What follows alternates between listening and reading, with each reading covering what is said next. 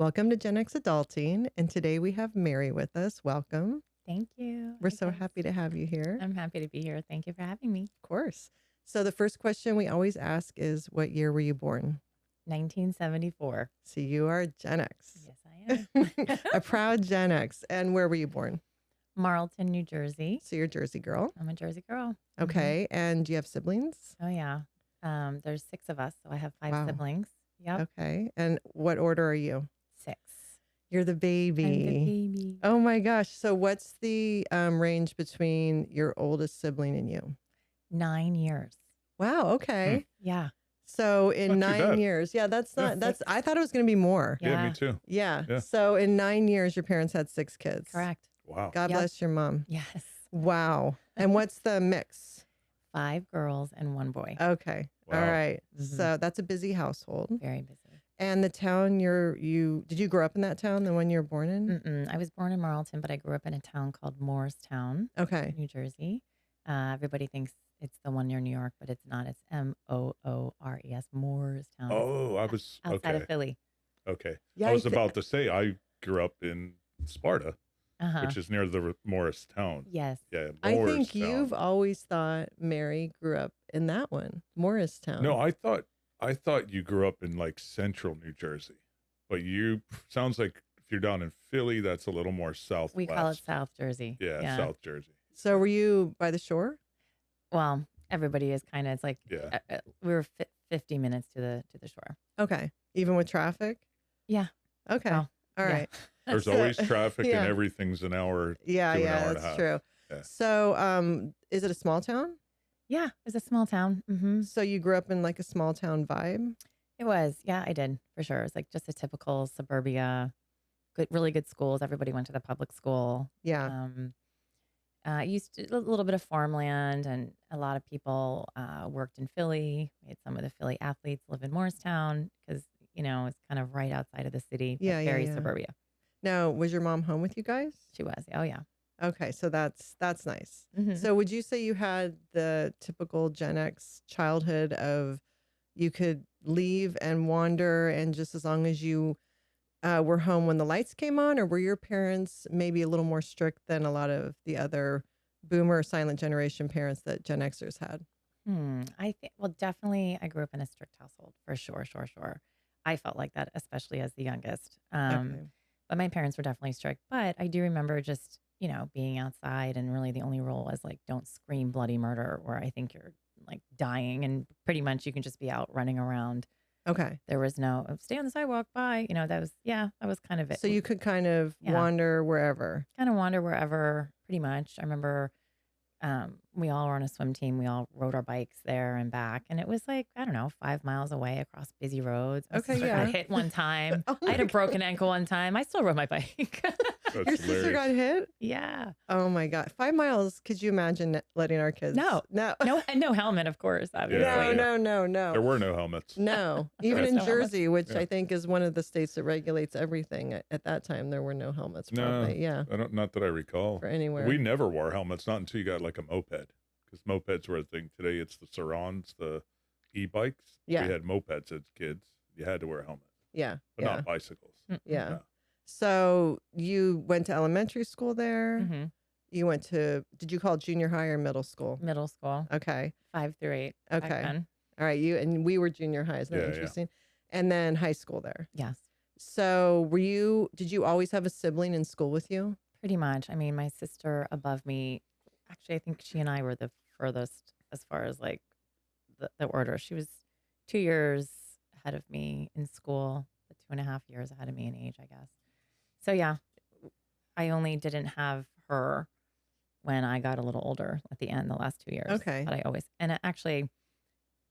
also went to college where one of my sisters went, and she went to college. We went to Loyola Mm-hmm. in Baltimore, and 4 of us out of the 6 went there. Wow. Wow. Yeah. Wow. Well, we had rules. We had rules. It had to be a Catholic college within a 3-hour driving radius of Wow. Morristown. Yeah. So Okay. So did you go to Catholic school? no. So I went to the public school All right. but then the rule was you have to go to a Catholic college, Okay. except if you're the boy, then you can go to NYU. apparently. That's awesome. Interesting. Yeah, that's hilarious. And Right? so that's just was a double standard that was accepted in your house, and no I one said questioned. something. I was like, wait a second. But Were it you was the only fun. one that questioned it? I think so. I mean, everyone's just like, oh, and NYU, cool, you know, and he played basketball. It was cool. But I'm like, that is not a Catholic university. No. Did you have like 7? I'm trying to do the math. Your family was 8 people, right? Mhm. Did you have 7 parents, being the youngest? No, I mean, it's funny. No, they didn't. They were like, it's funny because we broke my parents down by the end. You know, parents are getting Yeah. older, 6 kids. They're like, Mary, how did you didn't let me do that? Like at one point, my Yes. parents just went to the shore house and I was like by myself in the house. My sister's mind was like blown, you know. Yeah. She would go out, they'd be like, be back by 10, you know. And they weren't even around in my last 2 years of high school. I think that happens. That's happened with Yeah. our youngest. So Yeah. as I Yeah, you like, guys know. yeah, Yeah, We we don't even know. know where Dylan I is think right now. we think we Yeah. know. We have a general Just kidding. idea where he is. I know where he is. Actually, you told me where everybody was except for Dylan. Yeah. And I think He's you're the one fishing. that is watching him. He's fishing, but we're not Okay. sure exactly where, but somewhere in our town. Okay, so did you find that comforting having a sibling in school with you, or was it at times annoying because you always had someone there that kind of was watching, or that kind of kept an eye on you and you couldn't have complete freedom, I guess, to be you? She really didn't keep an eye on me. Like everybody just kind of did their own thing. And in Okay. fact, it was good. The sister I had above me because she was a good student. She got good grades. So she kind of greased the wheels for me when I came in. They were like, Okay. oh, please. And, you know, until, dun, dun, dun. Yeah. But it was good in the beginning. Okay. So that didn't like squash any of your No. freedoms or self-expression or No, anything. no. Mm-mm. So how would you describe what kind of student you were? I was not a good student. Now, what was the reason for that? Were you just not challenged, or do you think like you might have had like I know there's a lot of Gen X women that have they found out they have undiagnosed ADHD, or do you think you just were not interested in school? It just wasn't a thing. I was just super bored and I just wanted to talk to my friends and be outside and play sports. And it was boring. So not challenged is what it sounds like. They didn't grab you. I mean, yeah, I guess it wasn't. It could have been challenged. It was challenging to skate by with just good enough grades. That was kind of my goal, Okay, so I could have time to do the things that I wanted to do. which sounds like sports. Yeah. So were you athletic right from the start? Yes. Yeah. When did you start playing sports? I joined the swim team when I was 3? Wow. Oh, wow. Mm-hmm. Is that when you learned how to swim? I guess I You learned hope so. younger than that. Yeah. Yeah, because you had to be able to swim like 25 meters. At 3? Mm-hmm. Yeah. Wow. Was that common? I don't think so. I think it's because just I had my 5 siblings all swimming, and I would go to every practice, and then when it was time to learn, they're like, "All right, throw her in." Mm. And I That was makes just sense. watching so much, and I was always tall and strong for my age growing up. My dad was a big guy, and I just took to it. So you were a swimming family. Mm-hmm. Yeah, that So was that my makes thing. sense. Yeah. You're the youngest one. You so spent a it's lot just- of time at the pool then on weekends. Yes. Yeah. Yes. With the meets and all that. Yep. Yeah. Yeah. Was that your main sport? It was my main sport, yeah. And like the summer, we all you would go to some practice at the pool 7 to 9, and then you'd just stay there. You'd have lunch. The pool wasn't even open, I think, until like 12, but nobody cared. You just pack your food, you stay, and then you leave at like 6, 7 at night. And that was your life. That was my life. And so you Mhm. did that from 3 Mm-hmm. through elementary school, Mm-hmm. through middle school. Yep. And this was for the town, or the town had a. It was a little private club in the town, and it wasn't like a fancy country club or anything. It was just 2 pools, a diving board, a slide, a baby pool, and a swim team. And was that your main social world? It was, yeah. Okay. Mhm. And did those friends also go to school with you? Mm-hmm. Okay, so that's nice. Yeah, it was fun. Yeah. And then high school was High- the same. You swam. I swam in high school, and I still went to the club, and I was a lifeguard at that point. Mm-hmm. Cool. Yeah, so That's had a cool employment. job. Yeah, Yeah, in the summer that was your job. right. That's awesome. So, did you end up swimming in college? I did Did you know you always wanted to do that? swim in college. Mm-hmm. No, in fact, I wanted to play soccer in college. I loved playing soccer, but I hurt my knee, I guess, my junior year in high school, and that really took me back. I actually I can't remember if I I don't think I tried out. I think the last minute, actually, I asked my coach for a recommendation. I'm like, will you write me a recommendation? I want to try out for the soccer team at Loyola. And he was like, oh, Mary, you're not the player you used to be, you know? And I was really like, oh, okay, thanks for the support there. Like, Yeah. it's not like, I don't know. I just feel like that was a horrible There's a way to move. write that Well, recommendation, right? She has Yes. she's an athlete, high potential, but she hurt her knee. She's worth giving a shot. Yeah. yeah. That's the letter. And And it's, junior year, that's Yeah. a pivotal year when a lot of people are figuring out where they want to play, yeah. especially as an athlete. And had you been playing soccer in tandem with swimming? Yeah. So soccer in the fall. And did Yeah. you do like travel soccer too, or was it Mhm. mainly? I did travel soccer when I was young, actually, just reminded me of that. Yeah. So you really enjoyed soccer. I loved it. But I loved that. I love soccer and swimming the best. I played a bunch of sports, but those are my favorite. Yeah. I can't believe that he said that to you. Yeah. And it was a bummer, but it was okay because it's not like they were even doing scholarships. It's not like his name was in the line for some, oh, he only has a couple of scholarships. I don't want to hurt it. Like it was Yeah. just kind of crappy. Yeah. I guess he wasn't wrong. I knew he wasn't wrong. So anyway, I didn't even, in the end, I didn't end up trying out and I ended up swimming, which I loved. And I know I would love it. It was great. So was he your soccer coach? He was. And was he always like that, coaching you, like where you would get those types of messages, or he would be just blunt? No, I did everything. I was the captain. I did all the direct kicks, the penalty Everything. kicks, everything. And then I'm like, can I have this recommendation? And it was like, What at a the end. shock. What a trip. That I is just know. What a trip. crazy. Yeah, it's wild. What did you do to your knee? Apparently they said I tore a muscle in my knee and I ended up having like a full leg cast. And, when that came off, my leg was as big as my arm. Yeah. And it Right. took a while to build back Yeah. that muscle. But, I wasn't like, I don't know. I think I went to the Y. It was like trying to do my Mm-hmm. Yeah. exercises Yeah. and it just didn't pan out, which was fine. But to even have that opportunity to swim in college. That was amazing. So you were a very natural, talented athlete.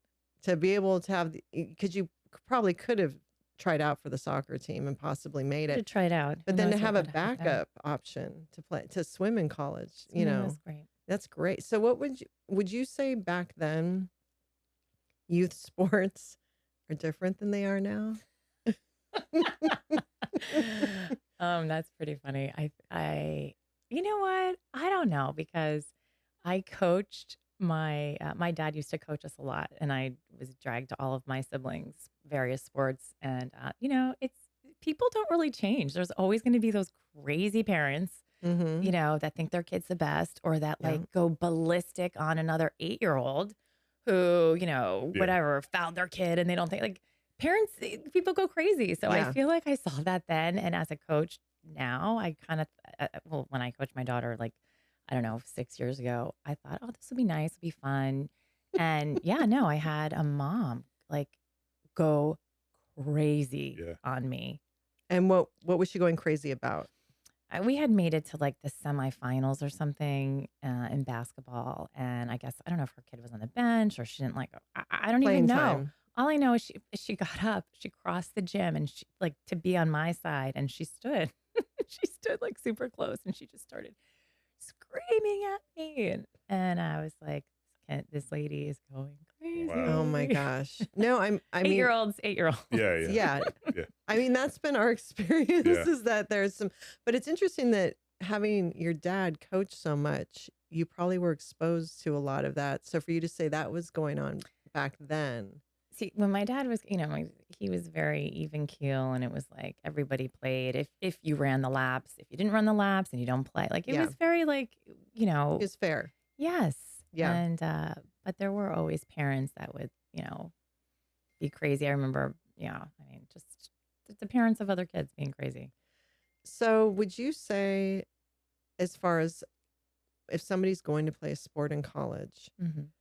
do they need to be passionate about that sport? What kind of commitment do you have to make when you're in college playing a sport? Well, yeah, you definitely have to. You have to like what you do. You have to like it. So I loved it, and I loved the social aspect of it too.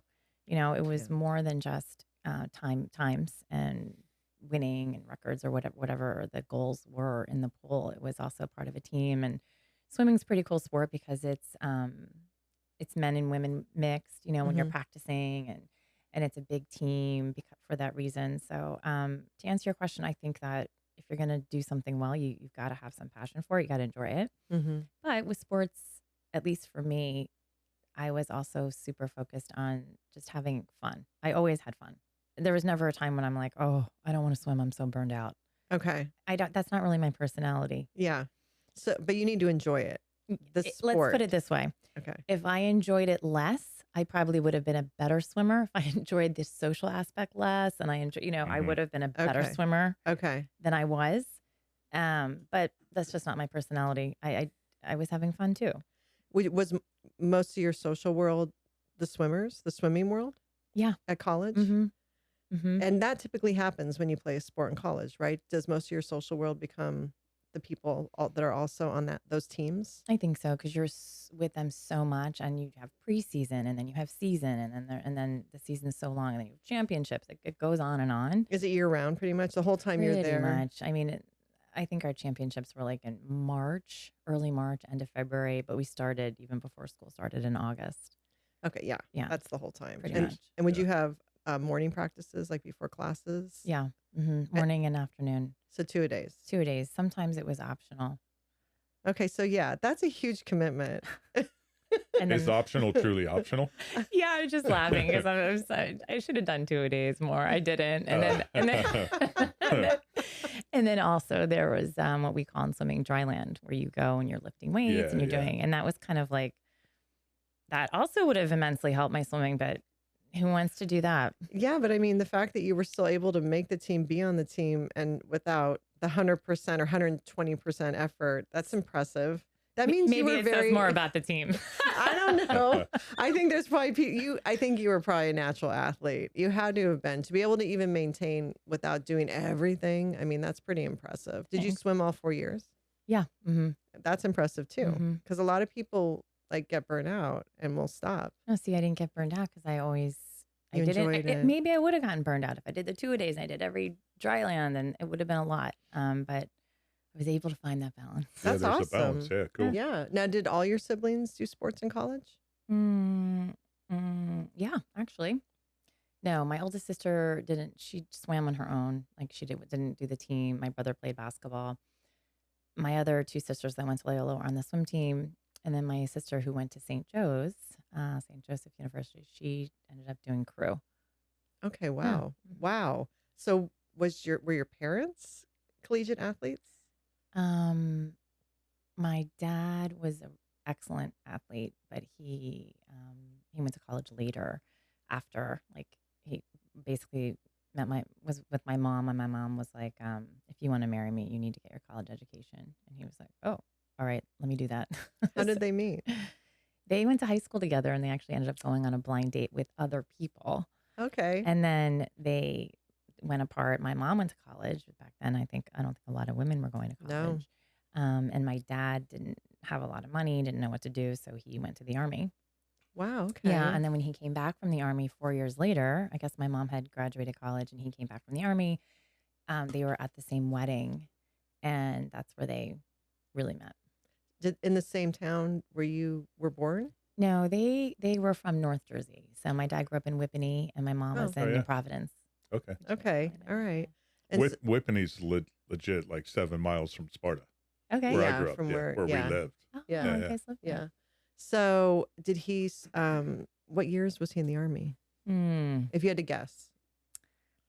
I don't know. He was born in 1937.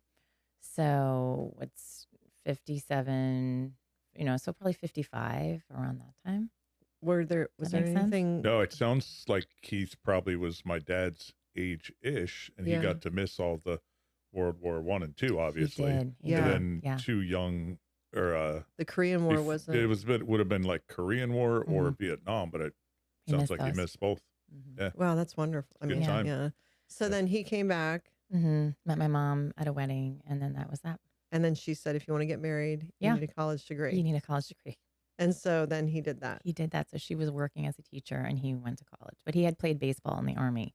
That was his main sport, I guess, is baseball. And how impressive that your mom went to college, because like you said, at that time, Yeah. that was not a thing. I mean, Yeah. women did, but it wasn't the Right. norm. Mm-mm. So do you know what she went to school for?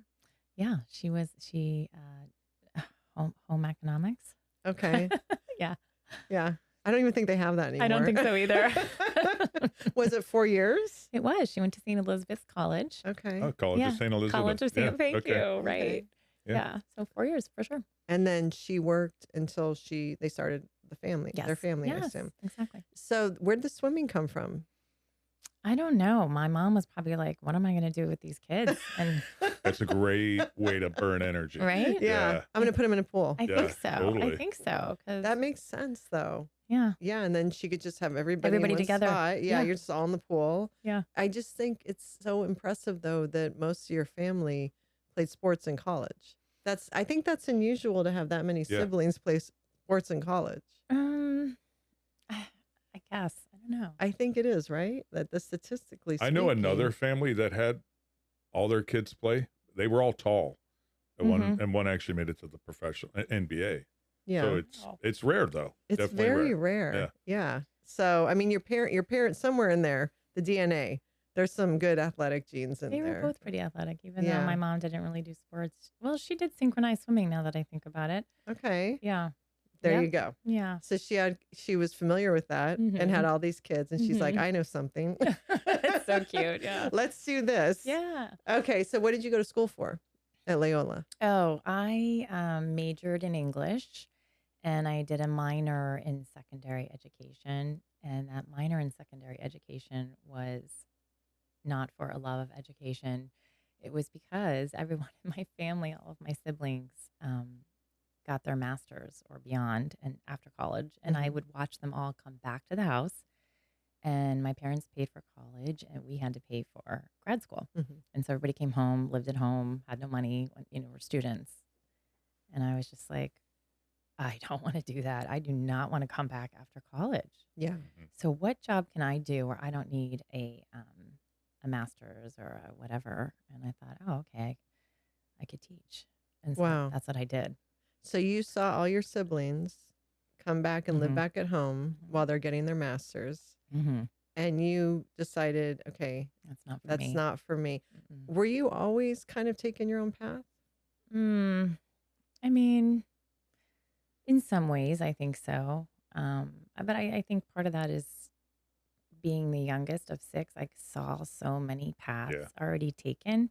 So it wasn't such this brave new world to me. I'm like, okay, if you do that, that's what happens next. If she does that, then I saw her deal with that. So I feel like I had experience through my siblings. Yeah. Yeah, absolutely. So what did you do when you graduated? So I got a teaching job. I moved to Maryland. I got an apartment. I got a Nissan Sentra, and I had my first job. Why did you move to Maryland? That's where I got a job. Okay. In New Jersey, you have to apply like school by school, district by district. In Maryland, you send one application out to the county, and it covers every school in the county. Okay. So it was just much easier to apply to schools in Maryland. Absolutely. So you were a high school English teacher? It was What grade? 9th and 11th. How'd that go?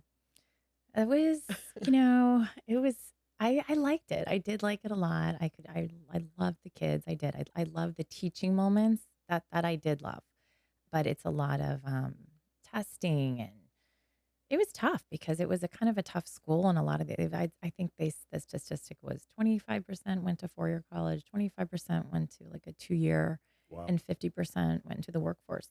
What town were you in? It was in Edgewood, Maryland. I'm not No familiar. clue. No, It's in Baltimore County. Okay. Nice kids, nice people, super nice. I enjoyed it a lot. Was it blue collar with yeah. that type of college distribution? Mm-hmm. Yeah. Mm-hmm. Yeah. So how long did you do that? 2 years. All right. 2 years. And talk about burnout. I did get burned out. It's with English. And I was kind of anal about it because I would like have them write. And, every comma and period and misspelled this. I'm the English teacher. Like, you can't let that stuff go. So but I'm up till 2, 3 in the morning grading papers and reading journals and doing these things. And then, you go to open up your drawer for lesson plans. It's empty because you're just starting off. So then you got to create the lesson plans and read the books you haven't read in however many years. It's a lot of work being a teacher. I give teachers so much credit. It is a very difficult job. Yeah. Because you're giving of yourself so much. And then I always imagine then the teachers that have children at home. Oh, So you've given of yourself yeah. all day teaching to other people's children, and not Yes. just teaching academically, but there's might be personal Yeah. things going on that they need your help with, Mhm. or just that emotional support. Sure. And then you go home and your children need all that, and your Yes. spouse if you're Yes. married, and then you somehow maybe try to find some time for yourself or some self-care, maybe. Mm-hmm. I can only imagine the burnout, if you really think about it, if you're trying to raise a family and all that as a Yeah. teacher. So 2 years and you were like, 2 years. I lasted 2 years, and I was like, I can't do this anymore. so then what did you start getting a backup job before you left, or what did you do? No. I was like, oh man, I've always wanted to be an actress. I always wanted to be in theater, but I never did because I was always in sports. And I think New York City's really cool. I'd love to live in New York City. So I quit my job, and that's what I did. I think I went on Craigslist. I found a No, friend of mine helped me find wait, was Craigslist around then? it had to have been, because I remember a friend of mine found this apartment for me, a Okay. 4-floor walk up, and I didn't even know what that meant. I'm like, great. Well, keep in mind, she's a couple of years, 3 years younger than You us. are, so, yeah. So maybe Craigslist showed up. Yeah. I don't No, remember. Craigslist has been around forever. Has it but- really? yeah. Gosh. Wait, had you, because I know Brian growing up in Jersey, he would sneak into the city. And so he was familiar with the city. Mm. Did you also go in the city? Our city to sneak into was Philly, So Yeah. you weren't familiar with New York. only from going up to watch my brother's basketball games.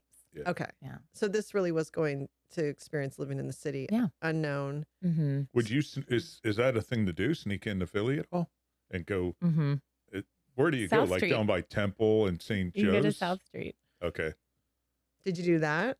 Mm-hmm. A little, not a ton, but a little. Did you buy fireworks like Brian did? No, no. I do have to ask, being the youngest, did your older siblings buy you booze or other things when you were growing up at all? Or because you No. were all athletic? It was, We really were like very PG family. Like, no, Yeah. I wasn't boozing or, a couple little sneak out things like that, but it wasn't, and it was nothing like that. Like, Yeah. I hear my other friends talk about their high school times. They're like, oh, and I was thinking, I didn't do that.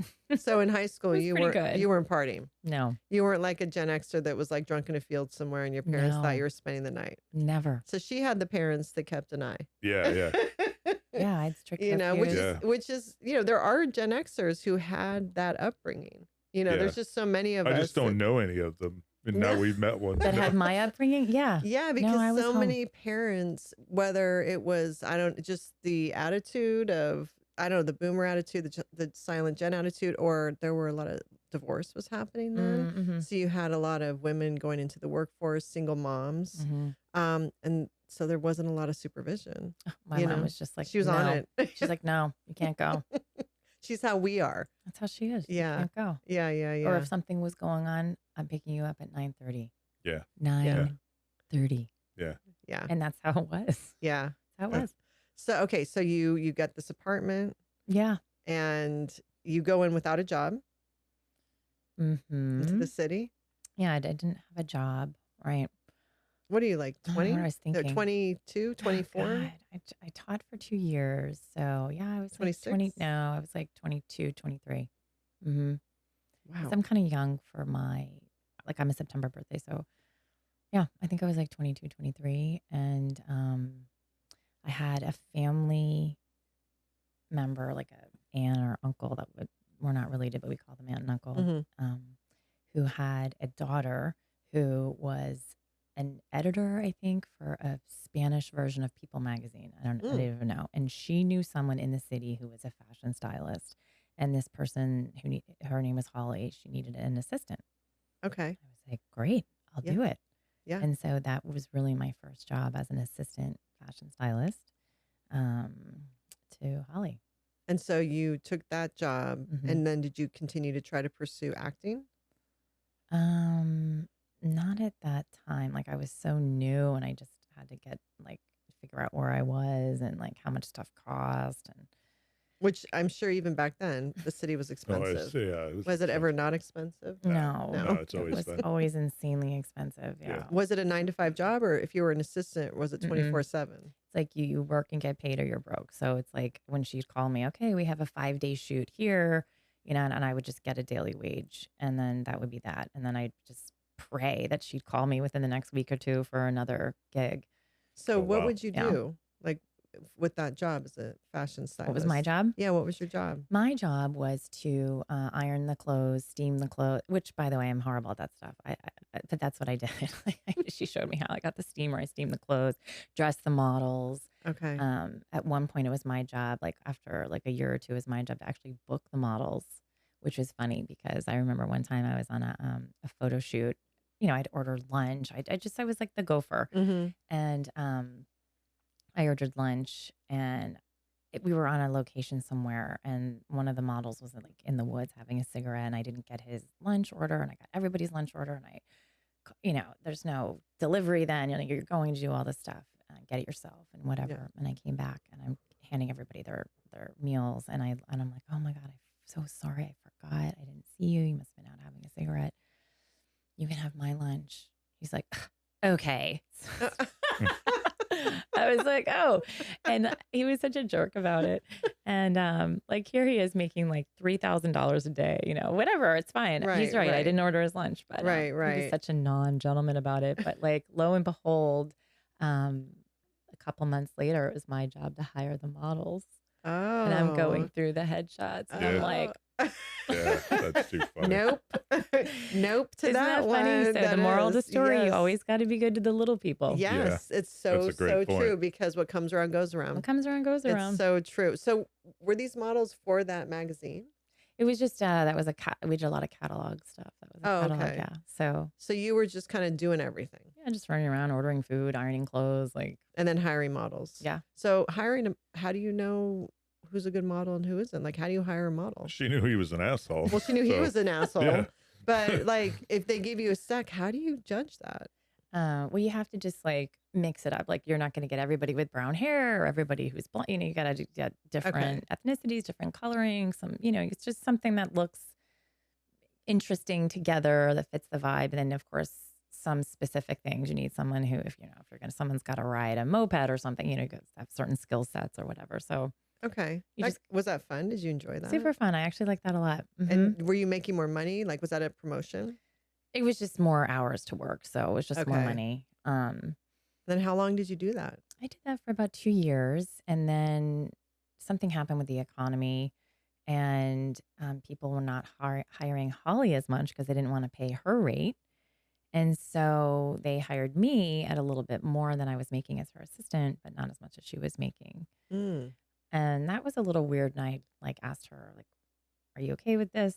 So they hopped over her to Kinda. get to you. Yeah. Yeah. And I asked her, I can't remember, I was talking about this stuff. Now I'm remembering, some things that went down. But yeah. Was she mad? Yeah.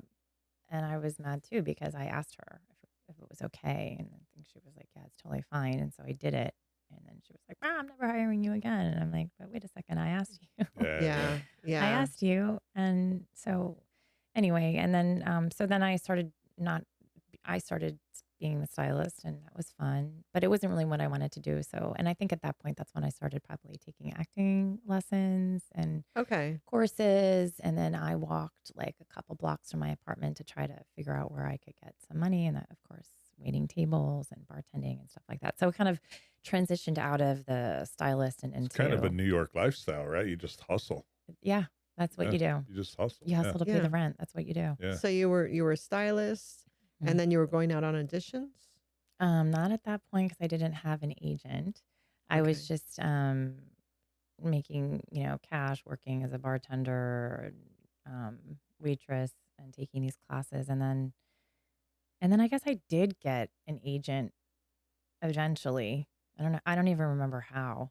I think you just send your headshots out at that point. And then people either say, I'll be your agent, or yeah, or not, or they just don't hear from them, or they're like, okay, come in, we want to meet you. And then they'll say, okay.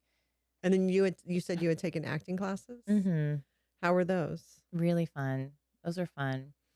Are you still friends with anyone that you met in those classes? No, I haven't. Did you actually learn things? Yeah, I learned about a lot acting because I didn't know anything. Because Okay. I had never even done theater, nothing. And they're like, this is the fourth wall. You know what I mean? I was like, okay. Like I didn't know anything. And how do you feel you did acting? I don't know. I think I was okay. I don't think I was like great. It was just fun. It was just something I wanted to try. It No, was just that's fun. awesome. Actually, I did get an audition for like my dream job. Dream job. Did you ever watch soap operas? Yep. Okay. So did you, Brian? Soap operas? Yeah, it's kind of Oh yeah. Yeah. I'm Gen X, latch key, whatever. Yeah. Turn it on. Yeah. Parents Which watching them. one? Guiding Light. Oh yeah. Oh yeah. Okay, so that was the one I was obsessed with. My sisters, my mom, and I like obsessed. And I don't know how. Somehow I got an audition for that show. Wow. Yeah, and so I was so beyond excited. And I went to the audition, and I sat, and I sat, and I sat, and I sat, and like 3 hours later, this lady at the desk comes back, and she's like, "Oh, you're still here?" She's like, "Wait, who are you here to see?" And I told her. And anyway, there was a mix up with the schedule. And Oh, so and I was there for no. 3 hours. Imagine like, you know, Oh by Yeah, my then yeah. gosh. I was so nervous. So did they not have you on their schedule? No, so another lesson learned here. So the woman who I was supposed to have the audition with came out, was like, "I'm really sorry. And there was a, mix up in the schedule. Can you come back? Do you want to come back?" She's like, "You can do it now, or you can come back." And I was like, "I want to do it now. I want to do it now." Yeah. Which I should have said, "I'll come back." I should have said that. How No, come? because I was already like spent with like energy Yeah. and nerves, and my mascara was probably halfway down my face by Yeah. then, and my hair was flat, and I was just tired, and Yeah. but I was just You were drained yeah, already. I was Yeah. drained, and but I just wanted it so badly. I was like, no, I'm gonna do it. And I remember she kept asking me, like, I did the scene, and then she said, "Okay, now can you do it like this?" And I'm like, Mhm. "Uh-huh." And I saw myself doing it the exact same way, like again and again. And she's like, "Okay, can you give me a little more of this? Do it like," and I didn't. I just didn't. Probably because you didn't have it in you anymore. I didn't have You were it in me. depleted. I was depleted, and I Yeah. just was so focused on getting it done, I guess. And then I didn't get the job, but When you're doing that, are you reading with just one person, or is there like in a that table? particular, it was just she and I. So how many of those types of auditions did you go out on? Not many at all. That was like that would have been a That's a big one. break. That's And a, again, I yeah. don't even know how I got that one. I mean, you're mailing stuff out to networks and Yeah. this and that. I don't know how I got that, but I blew it. It wasn't meant to be. And And you're waitressing and bartending at the same yeah, I'm doing time that stuff. at any particular restaurant that's still there, or just I don't random? even know if it's still there. Just, Do you remember where you were living at the time? Yeah. So my first apartment was that 4-floor walk up on 89th, and I think it was on 2nd or 3rd. That was horrific. And then it was like a railroad apartment, a long, skinny apartment. It's And a then nice area. I was in the middle in like a Yeah. twin bed. And then Was your apartment the size of, like, smaller than this room, or the size of this room? the apartment itself might have been bigger than this room, but my spot was like, probably where Brian and I to the wall. So small. Small. Yeah. Were you living with other people? Yeah. Oh. It wasn't just my spot. No, you almost have to. Yeah. How many people were you living with? Just one. Like, Oh, okay. A girl, and she needed a roommate. And then I always lived on the Upper East Side. And then by the end, when I actually had jobs and was doing well before I moved to Florida, I was on 87th in Lexington. Oh, that's cool. Yeah. So you're waitressing, you're bartending, you're hoping for auditions. Yeah. And how long did you do that? Oh God, I don't know. Probably another 2 years, and then I was like, all right, I'm tired of this hustle. I'd like a paycheck. I'd like Yeah.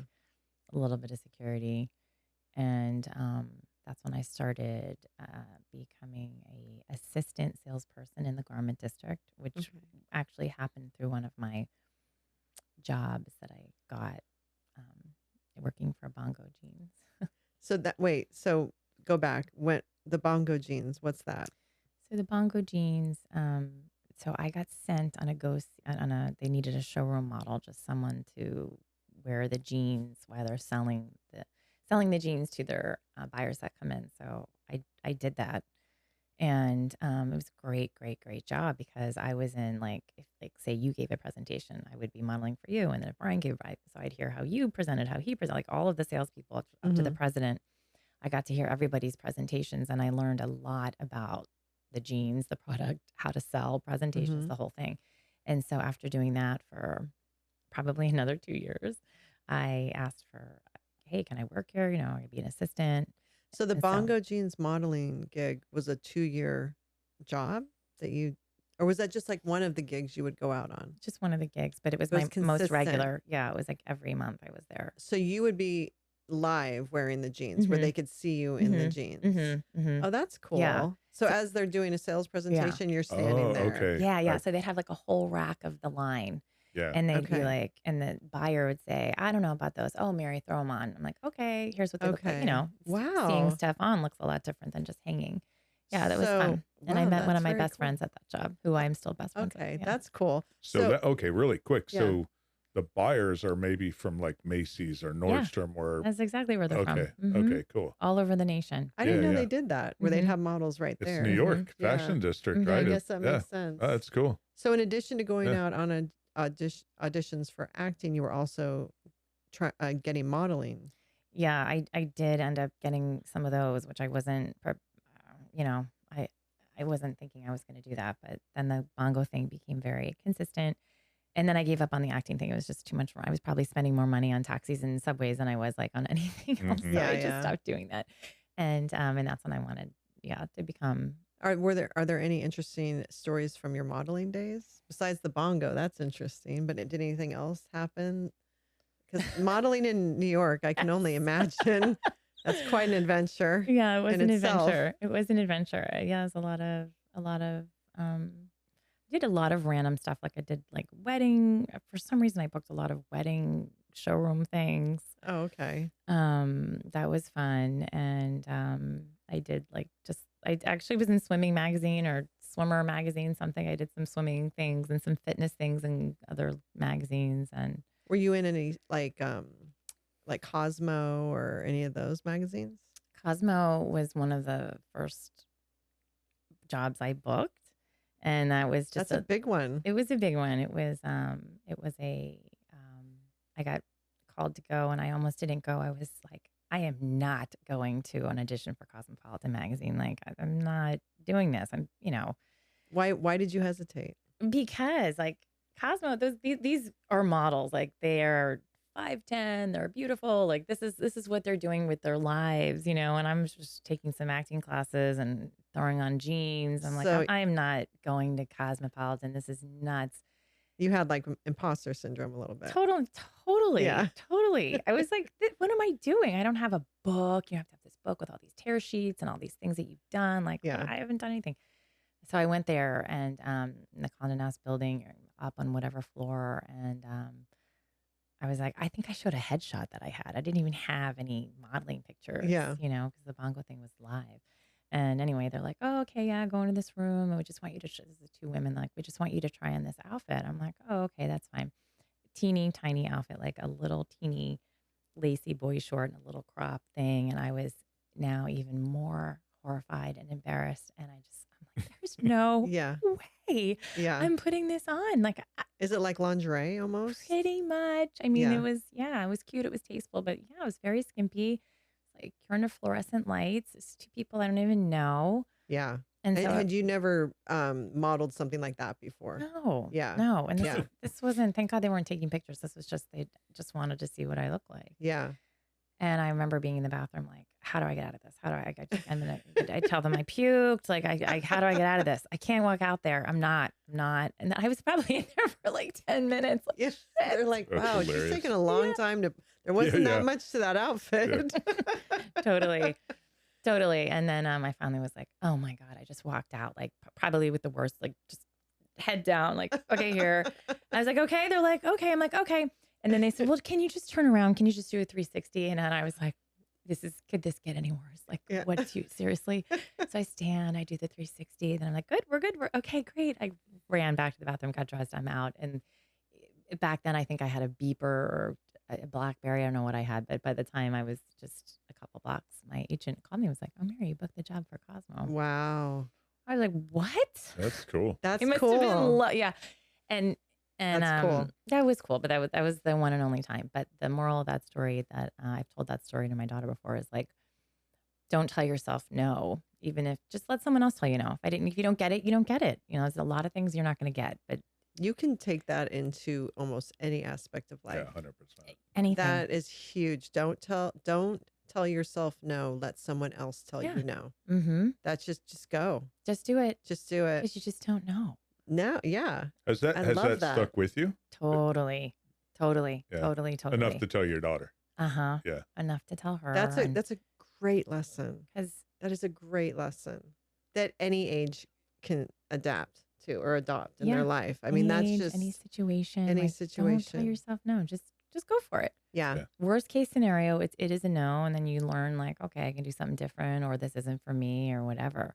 Yeah. But That's yeah, awesome. that was a huge lesson for me. So how long so you said about 2 years you did the modeling, the acting. I feel like everything's been on kind of a 2-year 2 rotation. years. I don't know. So you like tested out for 2 years and you're like, okay, I did that. Seems like it. And then you got the job as the sales. yeah. So then I was an assistant salesperson, Assistant and then sales. that grew into an actual salesperson. I was probably there for another 2 years, and then that grew, and then I ended up to be an actual sales executive there, which I loved. Wow. Loved. Mhm. That's so you've been in the city at this point, what? 8 years? Would you say since you got there up till good. Yeah, right about yeah? then. So Mhm. most of your 20s. Yeah. All Mhm. your 20s. Pretty much. And what years was that in the city? Would you Well, say? that was almost the golden era. That's Was like that the 90s? Giuliani was 90s probably to mayor. 2000. That's yeah. what, yeah, that's when I was Yeah. taking Nathan The and city Giuliani. was Kyan. safe back then. It was Mhm. fun. It was beautiful. It was clean. I used to take Nathan and Yeah. Cayenne, like Mhm. just them, and I would have this parking garage that only charged $11 all day, Wow. and then we would cab it everywhere. And that's when Toys R Us was in Times Square. Yes. Like there were Mars 2112, that Yep. restaurant where it's FAO was still in business. you were like you Yeah. were living a different life than me. So there's no reason for you to go to Mars 2112, but it was like this. The restaurant was like Mars, and there were aliens and like stuff. the slee stacks. Yeah. So it was like I could take young children in Mhm. and feel so safe. Yeah. It was you were there in one of the best times of the city that I Yeah. can think of. Yeah. Were you Okay. there for 10 years. 9/11? Yeah, I was there for 9/11. Were you? Mm-hmm. So can you share your 9/11 story, the day Yeah. that happened? I was at Bongo, and that was in the Garment District. So their place was on 40th. I think it's between 6th and Broadway or 6th and 7th. I can't remember. So 40th, and we had the TVs on. It was between clients, between buyers coming, and that was it. We were just like, they're like, oh my God, someone just flew a plane into the towers. It was crazy. It almost looked. We're like, what? It looked fake, and then you started seeing smoke and smelling and everything. But I was far enough from it that You could smell the smoke though. after a while, I don't remember how long, and I think I had to walk home. So I was living on the Upper East Side, and nothing was running, no subways, no buses, nothing. So you had to walk, and yeah, it stunk. What was the when you were out on the sidewalk walking? Was everyone just kind of in shock? Yeah, that's a good way to put it. No one's really talking to each other. Right. It was kind of eerie and scary and panicky, but like a calm panic kind of. Everyone was just kind of like, nobody really knew what to do. I feel like, or how to get to where they needed to go. Yeah. And was the city pretty quiet for It was really quiet. I think that's why it was a so. few weeks? Mhm. Would you say after that Yeah. happened? Mhm. Yeah. So he actually went in a few days after Yeah, to like help 2 set, days later. 2 days later to help set something up. And but I think that was the only activity was down there. I imagine the I rest. mean, it's New York, right? It never sleeps. It never stops. But the quietness is, I remember it was kind of ominous. Mhm. It's like people were, Yeah. just wasn't that happy, that hustle bustle. It's still there, but yeah, we set up, what did we set up here? 94, I think, or the something DNA. It like was that. the DNA. The DNA, yeah, the DNA collection for the people who died in the towers. Their families were bringing toothbrushes and brushes. They were and hoping to clothes find and people. DNA Oh, stuff. Yeah. Yeah, it was a whole thing. So did you then not go to work for how long were you not going to work after that happened? Like how long did it shut down? I don't remember. Kind of a blur. Yeah. I think it is for pretty much everyone that Yeah. was in the city at that time. So you were there through 9/11. Were you a sales executive? Was that your last job in the city? Yes. And then had you had it with the city? Like what made you Yeah. move? I had it. Like I was ready. I at that point, um, you know, it was fun, but I was ready for the next stage in my life. I wanted to, you know, I wanted to experience something a little slower, get out of the city. And my parents had always had a timeshare down here in Florida, and I would Mm. come every year. And I was like, man, I really want to live down here. How do I live down here? My dad's like, you work, you get retired. Yeah. That's how you live down here. I was like, that seems like a long time, Dad. Yeah. So, That's and funny. I imagine I mean, that's a long time to live in New York City. Yeah, I feel like I've heard a lot of other people tell me that too. Like when I ask people, they're like 10 years, 10 years. I was there for 10 years. Like I feel like 10 years, Yeah, you're good. you're done. You're done. So It's then, just such a grind. yeah. You wake up and it's on. And maybe you go hide in your apartment, but then you need to go do something and it's on. You got to be Always on. on. Yeah, it's on. What would you say is like one of your best memories from living in the city? Oh my God. Well, before I moved out, I had a great apartment, and my best friend at the time, her apartment was right next to mine. So my living room wall, the other side was her That's bedroom wall. awesome. Yeah, and we both had adjoining balconies, and Yeah, cool.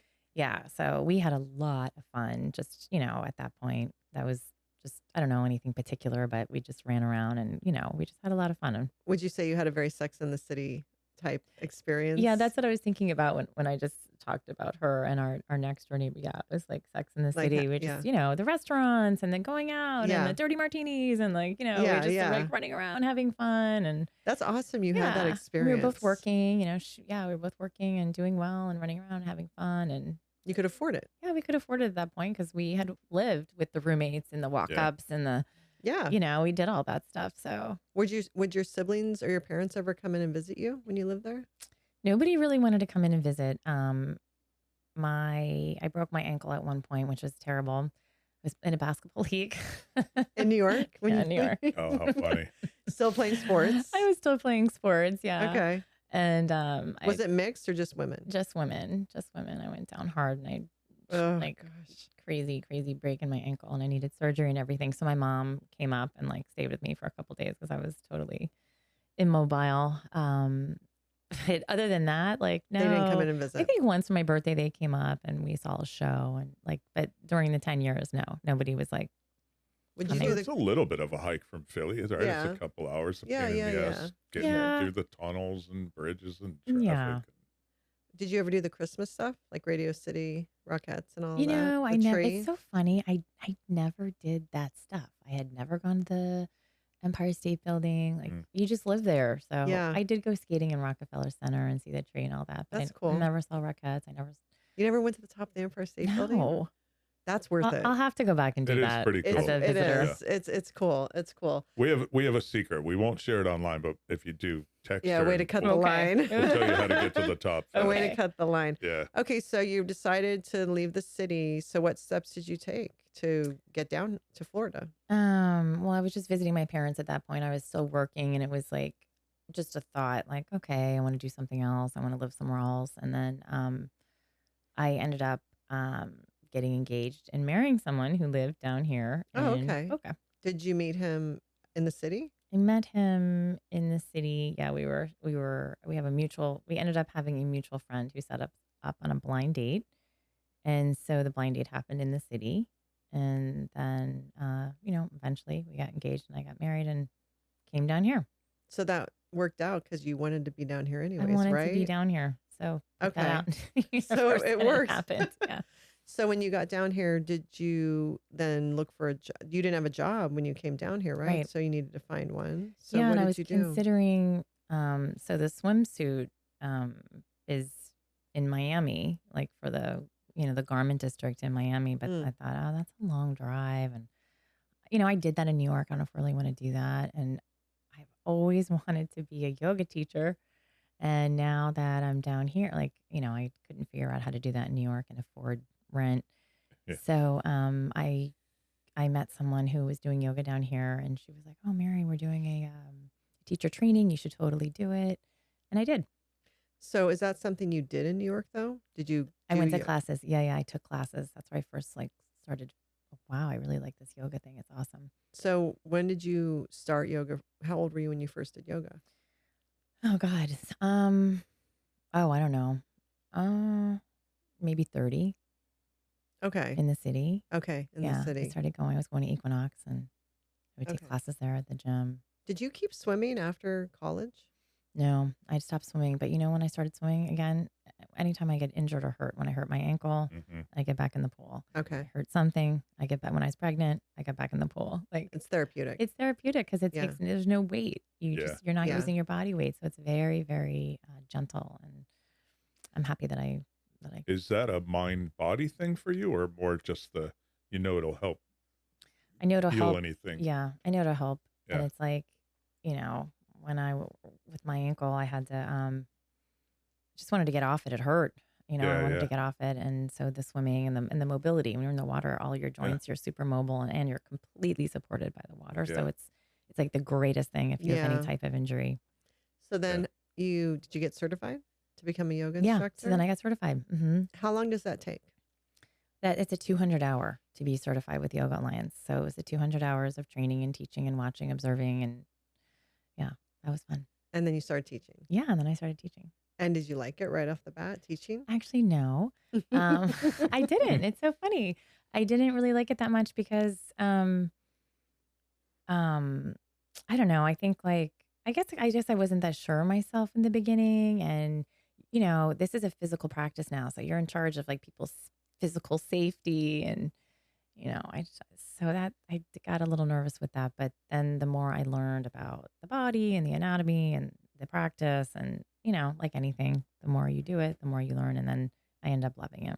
Okay, that's Yeah. great. And But in the beginning, I was like, I will say I've taken some classes from Mary. She's amazing. Yeah, yes, you're an thank you, amazing Nicole. teacher. Yes, absolutely. And I didn't know anything I was doing. And wonderful teacher. Thank you. So, so you're married. You're a yoga teacher. Mm-hmm. And then did you start a family? Yeah, so then I did. I have a daughter. Okay. And that's life changing. that was totally life changing. So you come from living almost 10 years in the city. Yeah, Living the Sex and the Very City life. independent, actually, Very right? independent. Yes. totally.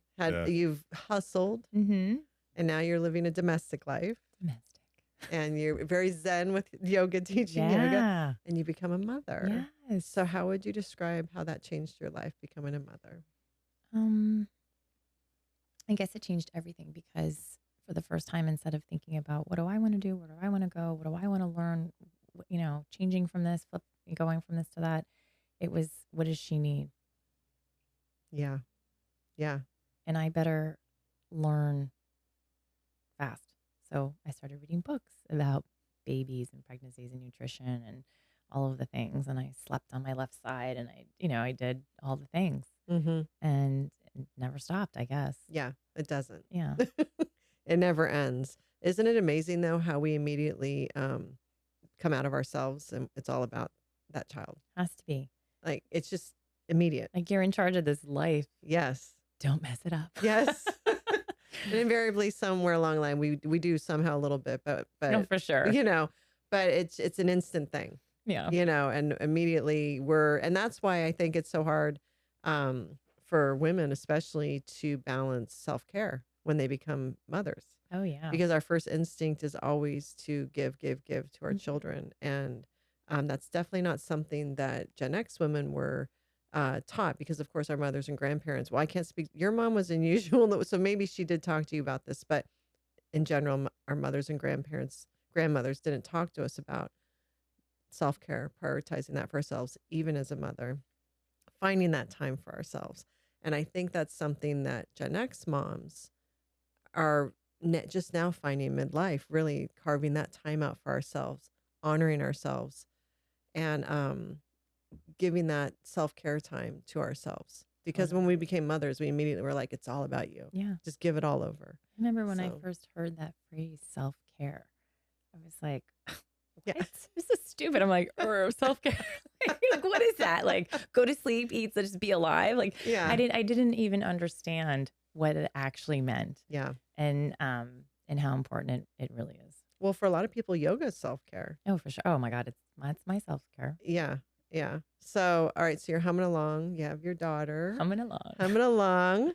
And did you do, in addition to teaching yoga, because you seem to be very adventurous and even though you might have a little bit of imposter syndrome at times, it doesn't stop you from tackling new experiences. So was there anything else you did along the lines while you were raising your daughter and teaching yoga? Yeah.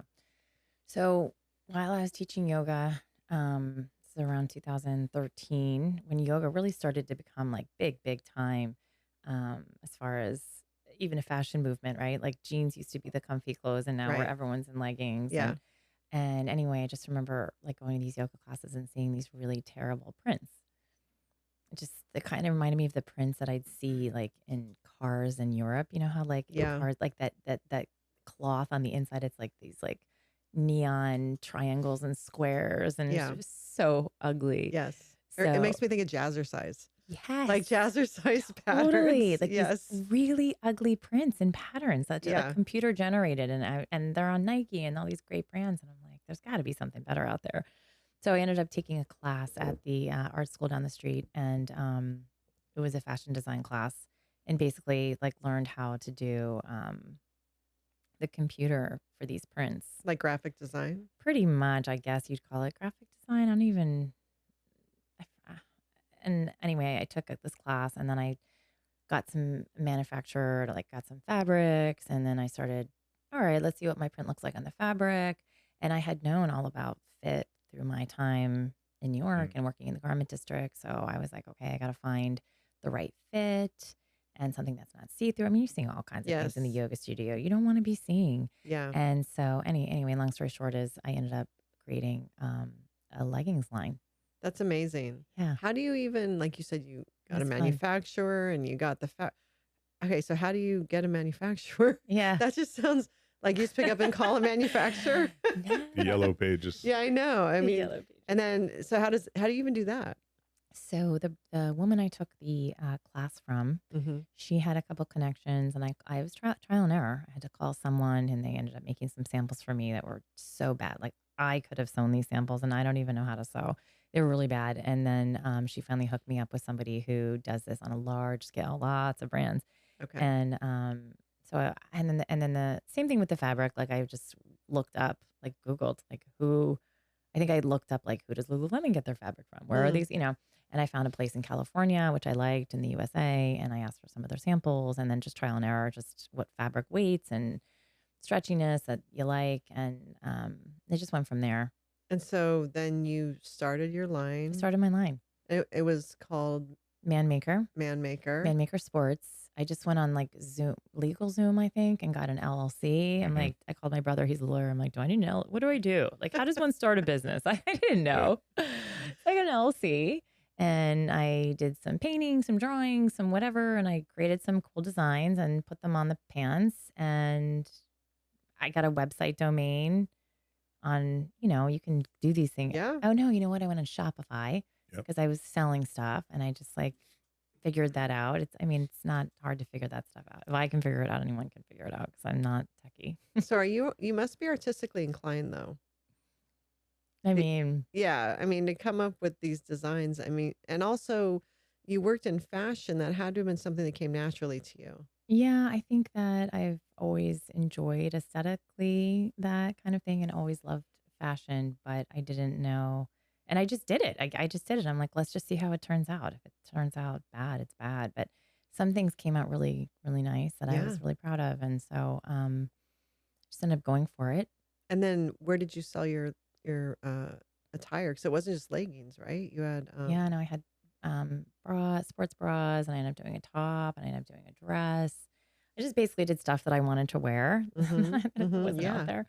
And it was just, again, another hustle. Like I would go to trunk shows, like at outside yoga studios, at events around town, just hustling and filling up back of my car with racks and all these clothes, and put them in garbage bags and hang them up and get a table and get some marketing stuff. And it was fun. It was a lot. I did that. And then in the end, I ended up getting in a couple yoga studios, which was very, very cool, and a Yeah. lot better than all that hustle. Yeah. But then COVID happened, and everything kind of shut down a little bit. Yeah. And then 2 years must have gone by, because then I was over that. Yeah. We're seeing a pattern here. I know. Maybe I am a little ADD. I don't know. Like, I can't do anything for too long. Well, and again, I can attest. I own a few pairs of your Yeah. leggings, and I still wear them. I wear your sports bras; they're super comfortable. Thank you. Yeah. But you're not doing any of that anymore, right? That's Mm-mm. But I mean, how exciting that you did that. Yeah. You And maybe know, I'll go back to it, it's but very just cool. not now. It was really, really fun. Very cool Really and fun. super high quality Thank you. compared to pretty much everything else that was out there. Super high I quality. think we learned our lesson from COVID in Florida, so you could probably safe to go back in. Yeah. Yeah, absolutely. Well, speaking, okay, so our COVID experience in Florida, I would say, is very different than the rest of the world. Like Mhm. we were shut down maybe what, 2 months? We were lucky. We were Yeah, very very lucky. lucky. There were still some places that you still had to wear a mask, I think, in the grocery stores. Wait, No. Yeah. now? No, after 2 months, I think we still had to wear We things. did? I think we did, right? I think No. after It was 2 suggested. I months. remember being in Publix and being like the only person without a mask because it was suggested but Suggested. not required. I thought I'm gonna even get though some serious hate on that statement. yeah, but even though we opened after 2 months, I thought we still had to wear masks everywhere. maybe the kids, right? The schools got right crazy and stuff, but I don't. No. I don't know. Do you remember wearing masks in grocery stores and stuff? I remember taking off my mask in grocery stores and people being like, "Put your mask back And on." they would chase you? No, I never got chased, but what happened? Oh, I know what happened. I didn't want to wear my mask, and so they took my temperature. Fair enough. So I was like, "That's great." At the store? Yeah, I remember That's going to Whole interesting. Foods, and they were like, "Ma'am, can you put on your mask?" And I was like, "Oh, I don't wear masks. Sorry." Yeah. Yeah. And they were like, "Okay, can we take your temperature?" I said, "Yeah, you totally take my temperature." So they did that, and that was that. That's how pretty much everyone should have You know done it around what? the country. It Now made that sense. you Yeah. say that, It we made went sense. to a lacrosse tournament up in Orlando, and in order to get in, they had remember Yes. that they would take Yes. your temperature at the gate. As long as you weren't, didn't have a Yes. fever, you were fine. That's right. I Mhm. totally Fairly forgot about practical that. approach. Well, Yeah. even when we were traveling in the South the summer of 2020, it was pretty lax. I think Well, overall no, it was compared to the great. rest of the country. That's when Dylan was playing lacrosse, Yeah. and we were playing lacrosse up in South Carolina. Very similar experience. It was over. Yeah, I think we had to wear maybe your mask to the table or something, and then which made no sense. Yeah. Then you took it off. Yeah. But but I think we were very fortunate Oh, to 100%. to Oh, where yeah. where we Yeah. lived. For sure. In Definitely. Florida. We definitely had a So, better experience than yeah, our northern friends. absolutely, absolutely. Okay, so after so COVID hits, so you're not doing Manmaker Sports Yeah. anymore. Were you still teaching yoga, or because I know the yoga Yeah. studio shut down, right? They did. We were doing it online. That's right. Yeah, it was in my backyard. That's right. And then things kind of get back to normal. Was there any other major changes that happened in your life? After 2020. Yeah, so like are you talking about Personally? personally? Well, yeah, so after COVID, I was just started teaching yoga again, and then I guess the biggest life event after that was I got divorced. You got divorced. Yeah. So how long were you married? 15 years? It's a long time. Yeah. So you are divorced now, right? Mm-hmm. And you are really freshly starting your new life, right? Mm-hmm. Yeah. How has that been? Good. Yeah. It's been great. Clearly I like change. So this Yeah. Hey, it wasn't 2 years. It was 15 years. Yeah, that was 15. Exactly. No, so this is a big, huge change. And You're yeah. a single mom. Yeah, so I'm a single mom. So for women out there that are maybe going through a divorce or freshly divorced, what advice would you give? Because you literally just went through it. Yeah. I think I would say to anybody thinking about getting divorced, my advice would be look into a collaborative lawyer. So collaborative lawyers, and you don't know this until you go through it, but collaborative lawyers will save you a ton of time and money, which I did not have that option so much. Ours was not collaborative in the sense that our lawyers were litigators. So it's either like you have a litigating lawyer, which is basically a fighting lawyer, or you have a collaborative lawyer, which works kind of for the two of you together. And it's like if you are on speaking terms, I think that you should at least look up, Google, if anyone's out there thinking about doing this, collaborative lawyer. So it's just kind of can dismantle your marriage in a more collaborative way that's less adversarial and fighting and lengthy. These things go on forever, and which of course is just $1,000,000 signs. It's terrible for the lawyers. Yeah, They make out, right? they're And everyone else you're kind of gets losing. screwed. Everybody else, and it's like your life. It's Yeah. your life. Yeah. It's like, why are you getting rich off of? It's big business.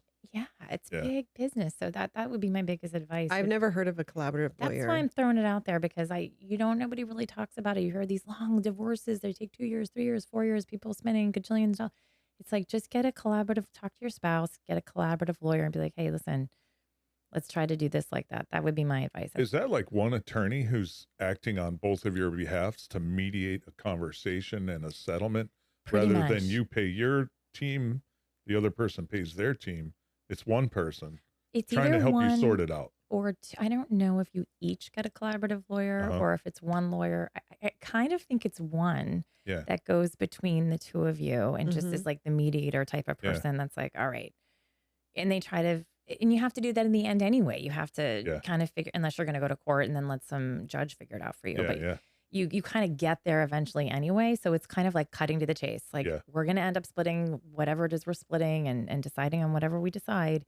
Let's talk it over now with this person. So yeah, people haven't heard of collaborative lawyers. No. I And haven't. it almost reminds me of the concept of a mediator, but as a lawyer, It's exactly what it is. which And sounds perfect. it's like skipping to the end and just having that person do. You save a lot of money and a lot of time. That's my advice. That's great advice. That is great advice. Because it's so stressful anyways, than to be throwing so much money at lawyers. Just is a nightmare. Oh God. Mm-hmm. So you have is it your own place now for the first time in 15 years? Yep.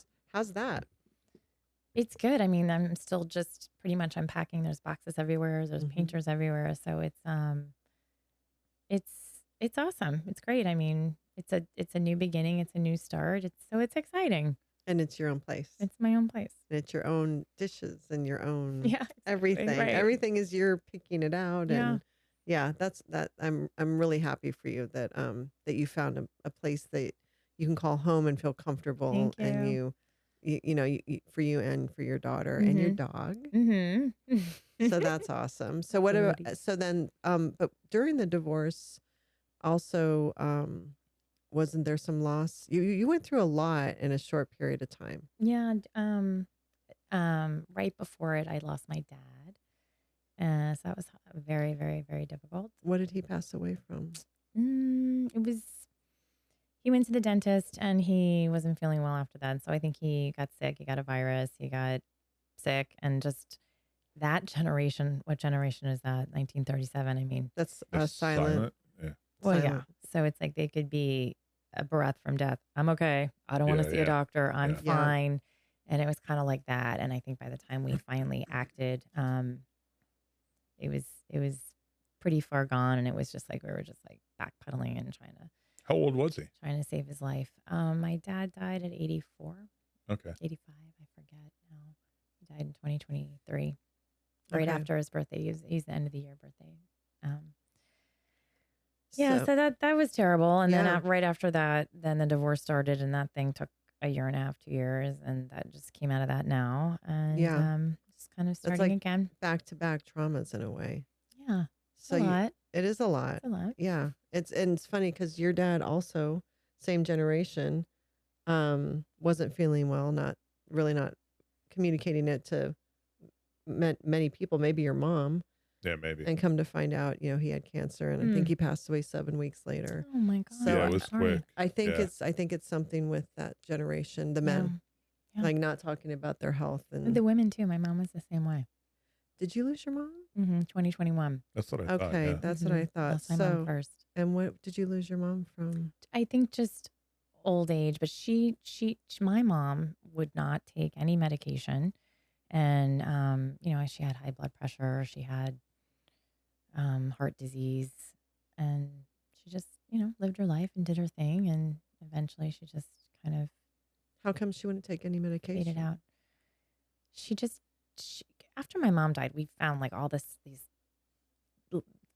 notebooks and things. And she, this quote from, I think, I don't know, Ben Franklin, Thomas Jefferson, somebody is saying like the best medicine is nutrition and food. And like she believed in all that, which I also do. But Yeah. she didn't have the lifestyles to support that completely. She wasn't out like going to her yoga class or whatever. She, and she's Right. home with 6 kids her whole life. But so she just didn't want to take medication, and she didn't. I'm not saying taking it would have prolonged her life or not, but the side effects and the this and the that, she just didn't want any of that. She just didn't want Mhm. any of that. And she just lived her life her way. So, and then how old was she when she passed away? 83. Okay, so they were both in They like both their lived a mid. pretty good life, though, right? Yeah. You She know, was 83 now. I know my dad Yeah. was 85. Yeah. that's But pretty good. nowadays, even your mid 80s is still kind of young. Like people are living longer. I know. If you think Yeah. like when we were younger, I think about 80, but they're still, Yeah. it's not how it used to be. Like 60s are like the 40s, I feel like, or the 50s. I agree. Yeah, I know, 100%. So you lost your mom and then you lost your dad and then Yeah. you go through this divorce. Crazy. Yeah. So you really are coming, I feel, out of this into Mhm. this new chapter of your life. You have your place, your Mhm. space. Mhm. What about professionally? Because are you teaching yoga still? I'm still teaching yoga. Okay. When this whole thing started, the divorce, did I go see I went to go see a channeler.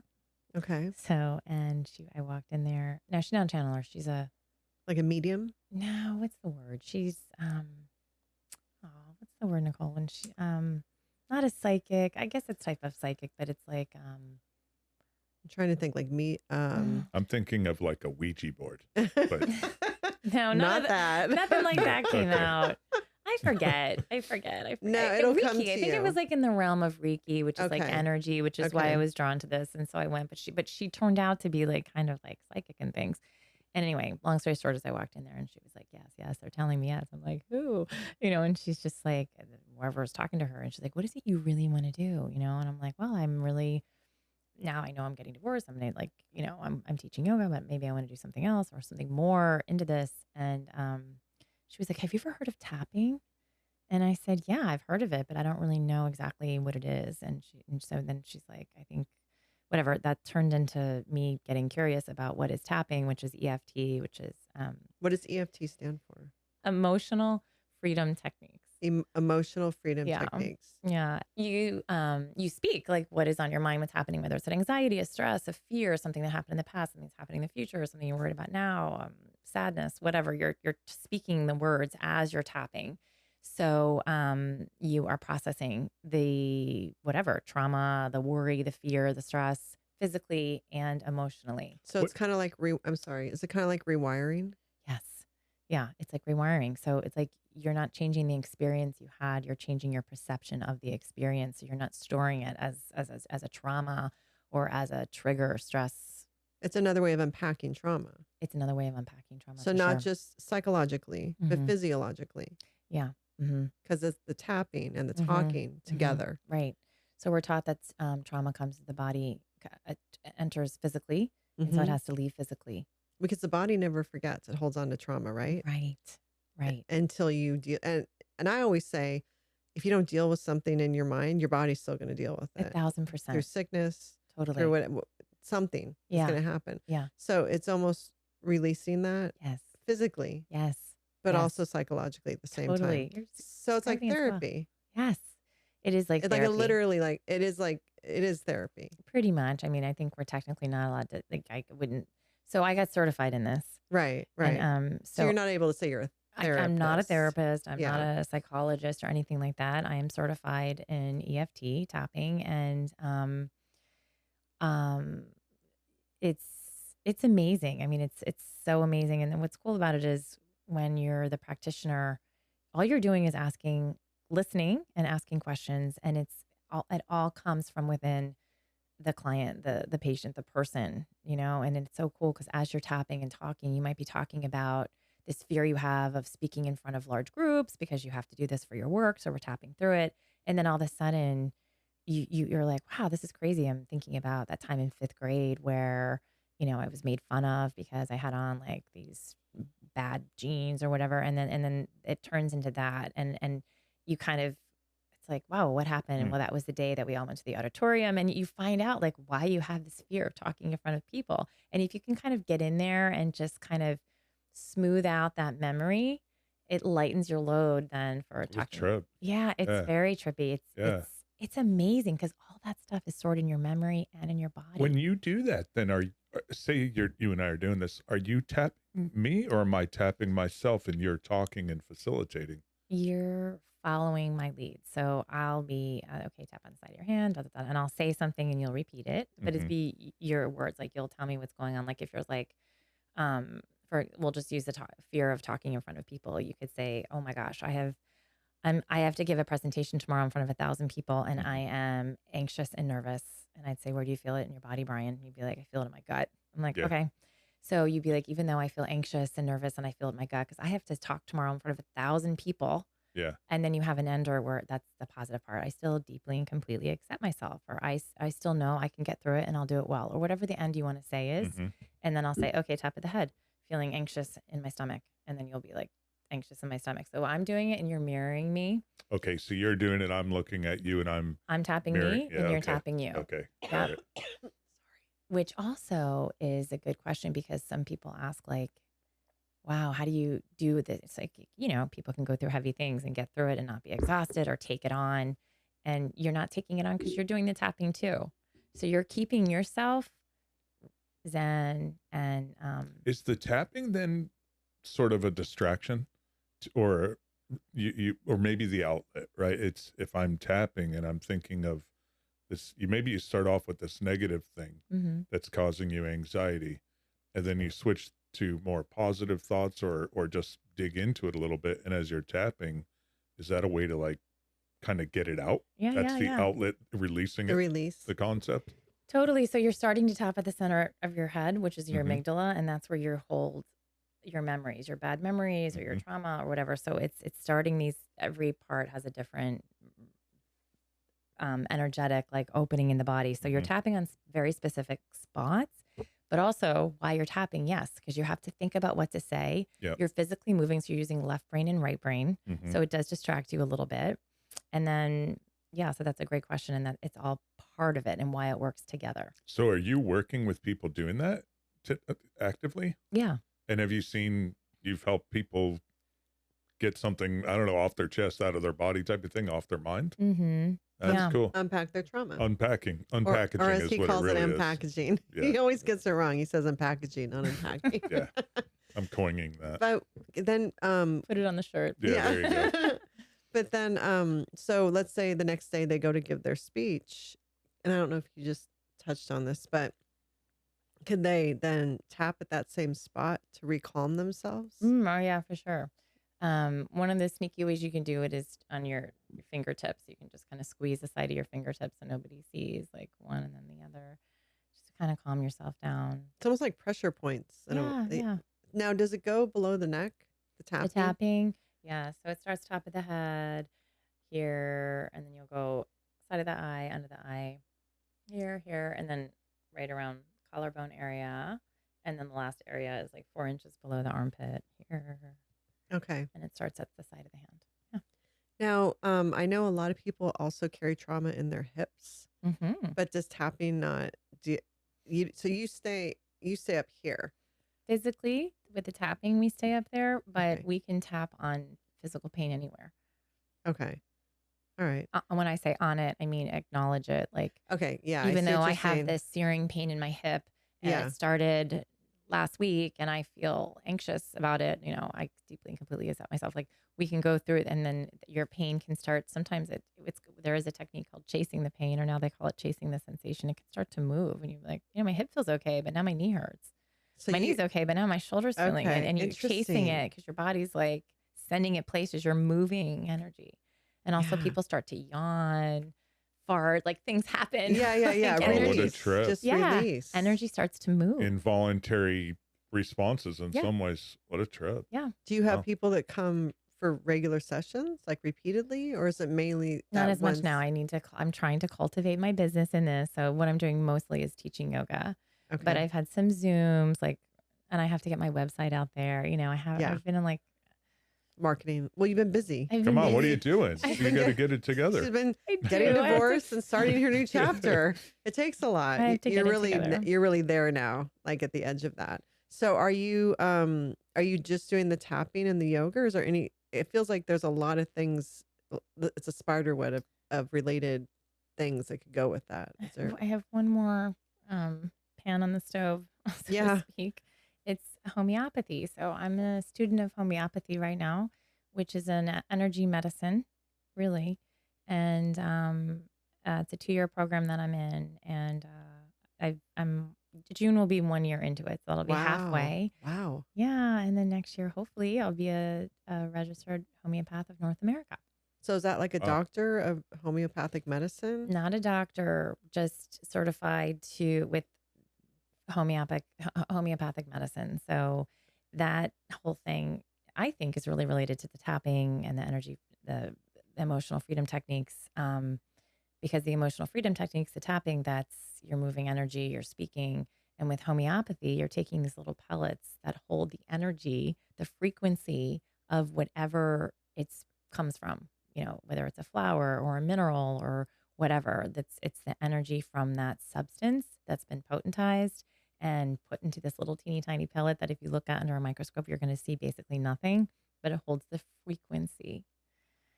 It's Really? talk about trippy. It's crazy. Yeah. Yeah. And then you take the pill? You take it, you let it just melt underneath your tongue, and your body just kind of absorbs it, and it just assists the body. So the whole concept is behind homeopathy. Homo is same. So like cures like. So say you have a fever and a headache on the left side of your head, and you have, a rash on your feet. We'll find you a remedy that if you took it causes a rash on the feet, a headache on the left side of your eye, and a fever. So it like negates? kind of. It meets your body where so your body's responding to something. So your body doesn't mess up. Your body's like trying to help you. Right. Right. So a great example is a fever. When you start to get a fever, your body's not hurting you. Your body's trying to get rid of that pathogen that is hurting you. Yeah. And that's how it gets rid of it. So it makes that pathogen uncomfortable by raising the body temperature. So when you take a remedy, the remedy that's very specific to exactly what's going on, and there's a million different kinds of temperatures. Maybe you're better with hot water, with cold, lying down, standing up. There's all these specifications. But the bottom line is you take the remedy that best fits you at that moment, and it might raise your temperature a little bit, but it's actually assisting your body. And then the temperature will be gone rather than suppressing it Right. with Yeah. Advil or Yeah. Tylenol or whatever. Right, Even though right, that right. feels better, Yeah. your temperature will come And back. you're not talking about just one pill that is the cure all. It's Mm-mm. addressing specific issues. Yeah, super specific. So when I used to get vertigo really bad, like I'd have Mhm. these drop attacks. We'd be Yeah. sitting Wow. and soon the whole room's spinning. Yeah. And the best solution I found was a homeopathic, Oh, I think it was called like compositum something. causticum. Yeah, maybe. And I would put it under my tongue. It was a sublingual type of thing. Uh-huh. That's And exactly that what it thing is. was the best. Yay. Yeah, it's a trip. So you're on to something. I'm a huge believer in man. that. Was That's that great. herbally based? Was that from an herb? What you took? No clue. I just, Some are herbs, some are some are from poisonous substances. yeah. But it's all from natural earth. It's all from the earth It's somewhere. all from earth. You know who's into Wow. this very much is Pat. Yeah, It- we're gonna have him on. We're gonna have a friend of ours is very well versed in this. He had like Lyme disease, Mm. nearly died from a few different things, and he Wow. found He's he a doctor made it back. of naturopath. Yeah, he's a naturopath doctor. Yeah, doctor naturopath out in doctor. Oregon. Mm. So you're getting trained Yeah. in that. Yeah. So then will it be like once you're done with your certification, you can prescribe people Mhm. these Mm-hmm. But it's all over the counter, I Medicine, think, right? right? It's not. It's all over the Prescription, counter. yeah. Like right now, I can as a student, I can take cases, and charge a little mini student rate because I'm being overseen by a naturopathic doctor who's Mhm. training us in a Mhm. group of 12 people in this class, and it's amazing. Dr. Eli Camp, she's amazing, and she's got a lot of cool books out you can read too. her name's Dr. Eli Elizabeth Camp. Elizabeth Camp. Mhm. And are these on like Zoom? Yeah. Virtual, the It's a classes? Zoom every week. Yep. And we take cases and then we discuss the cases and we come up with the remedies. And That's cool. it's really fun. Yeah, that's cool. That's It's really really, fun. really Every day will be different. You'll be dealing with different ailments. And I bet, are you finding so far that the folks you're talking to have tried to go the traditional medicinal route and it's not working? And now it's like, I want to try something different. A lot of times that happens, yeah, where they've tried so many different things and then they're like, Mhm. I'll try anything. I'll try this homeopathy thing, you Yeah. know? And some people are just wanting to do something more natural in the first Yeah, place. So yeah. it's like a mix. But you know what's interesting with these cases that we're taking, that I'm getting to listen to? It's like, I'll give an example. You know, someone will come in with vertigo Mhm. and tinnitus and a skin fungus and Mhm. athlete's foot. And we're like, okay, so I'm thinking, all right, well, what's the worst thing for you? Is it the athlete's foot? Is it the tinnitus? Like, what's driving you crazy? And you take their case, and taking their case can take like 2 hours. And it's not just tell me about your skin fungus or your tinnitus.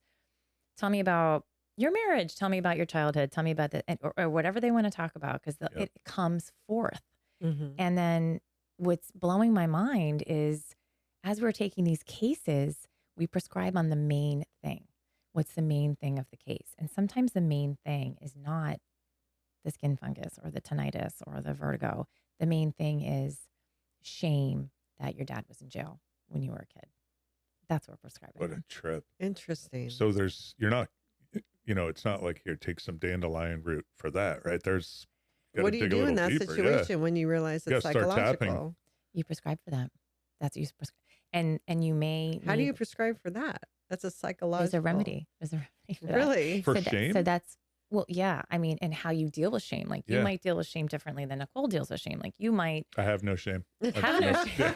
You might deny it. Yeah, there you go. Probably, right? You deny. Yeah. She might like throw something against the wall, right? Right, You know, right. and someone else might like go into like rages, Yeah. you know, or whatever. So everybody deals with it differently, and that's what that and it's so specific. You ask all these questions. It's not oh, you have a headache and you have this, we give you that, or oh, you have shame. We give you that. Wow. No. It gets So it's super- psychological and physiological. that's what's So it blowing my ties in with the mind. tapping too. Yes, totally. So it can be a whole thing. Like when you meet It's with holistic- someone, it can be a holistic whole medicine. holistic medicine. Mhm.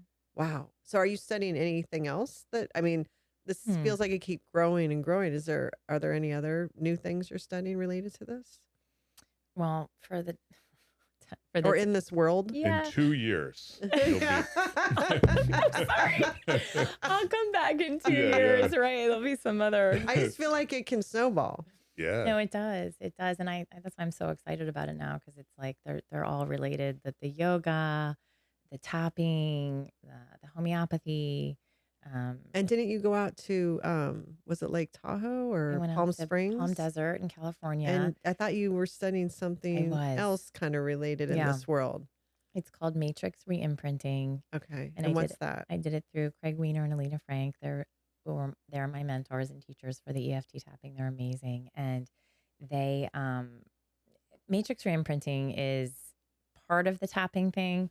It's like a leg of it, but you go into your past life, or not your past life. You go into your younger self, maybe. Mhm, mhm. So, and it's very wild and it's really cool. And that actually, Brian, when you said before, like, is the tapping kind of take your mind off things when you're going into the matrix. So it's called like the matrix, because anything can happen. There's no time, space, or reality. It's kind of you when you were 10 years old and you got in this fight with your dad and then you didn't see him after, like, whatever the memory was for Mhm. you that you have to go back to. While you're doing it, you're tapping just on the fingertips. And that kind of puts you in a little bit of a hypnotic kind of ish headspace. Mhm. So you can see yourself as that 10-year-old. And then you start talking to that 10-year-old as a completely different entity than you.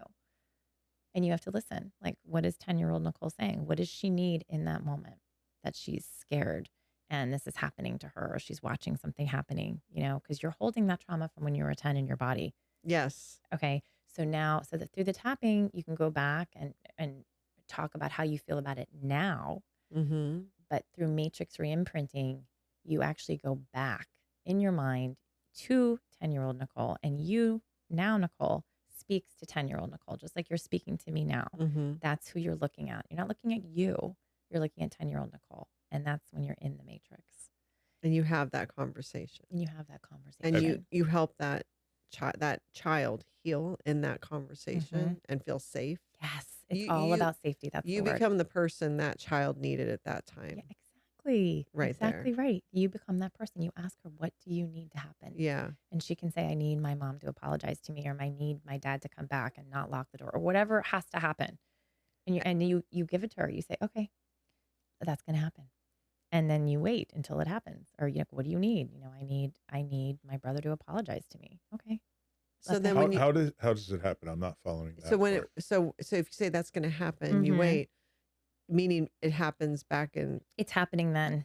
Like when you're with that child, it happens then. Like you see it happen. So let your mom come back and apologize to you.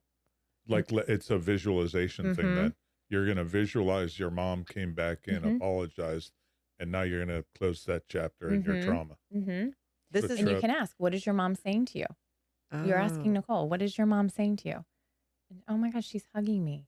She's telling me that she loves me and she made a big mistake and it wasn't my fault. Or whatever it is. This is like deep unpacking. Deep. A serious question. Unpacking. No.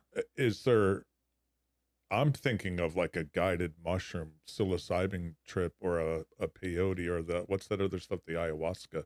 Is that part of this at all? Like, or is this more you're going to channel it naturally through thoughts and tapping, and it's, you know where I'm going? I don't know. Maybe there's a workship for that. I'll have to take it. Yeah. But I didn't take that one. But for this, it sounds like that. Yeah. No, it's trippy. Yeah. But for this, it's just you, and you're going into the matrix in your mind, because this all happened, and you're not, even though you're asking the echo, that's little you, what she needs.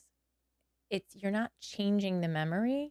You're just allowing you in that moment to get what you actually need. So then when you come out of the matrix, it's imprinted in you, that new feeling of, I got what I needed. I'm not harboring whatever it is.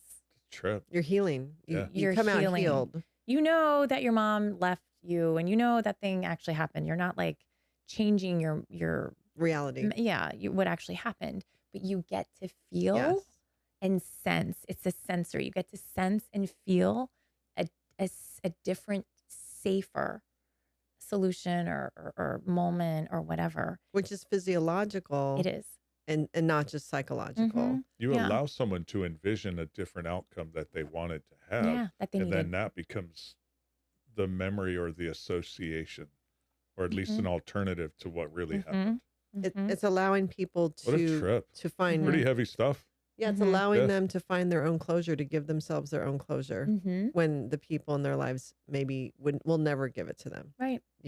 There's so many levels to that. So many levels. So are you certified in that? Because you went out there and did that whole workshop? I don't think I'm certified yet. I have to watch like a bunch of videos of more and more and more of that work being done. And then I will be certified. I mean, I did the workshops. I went out there. I did the work, and it had it on me. And it was amazing.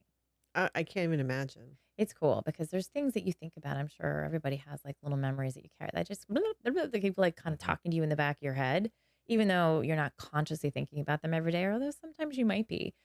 I had one, and then I worked on it, and I honestly haven't thought about it since we're talking about it right now. And it would be like a little memory that I just kind of like I was gonna ask in the you, fuzz back there.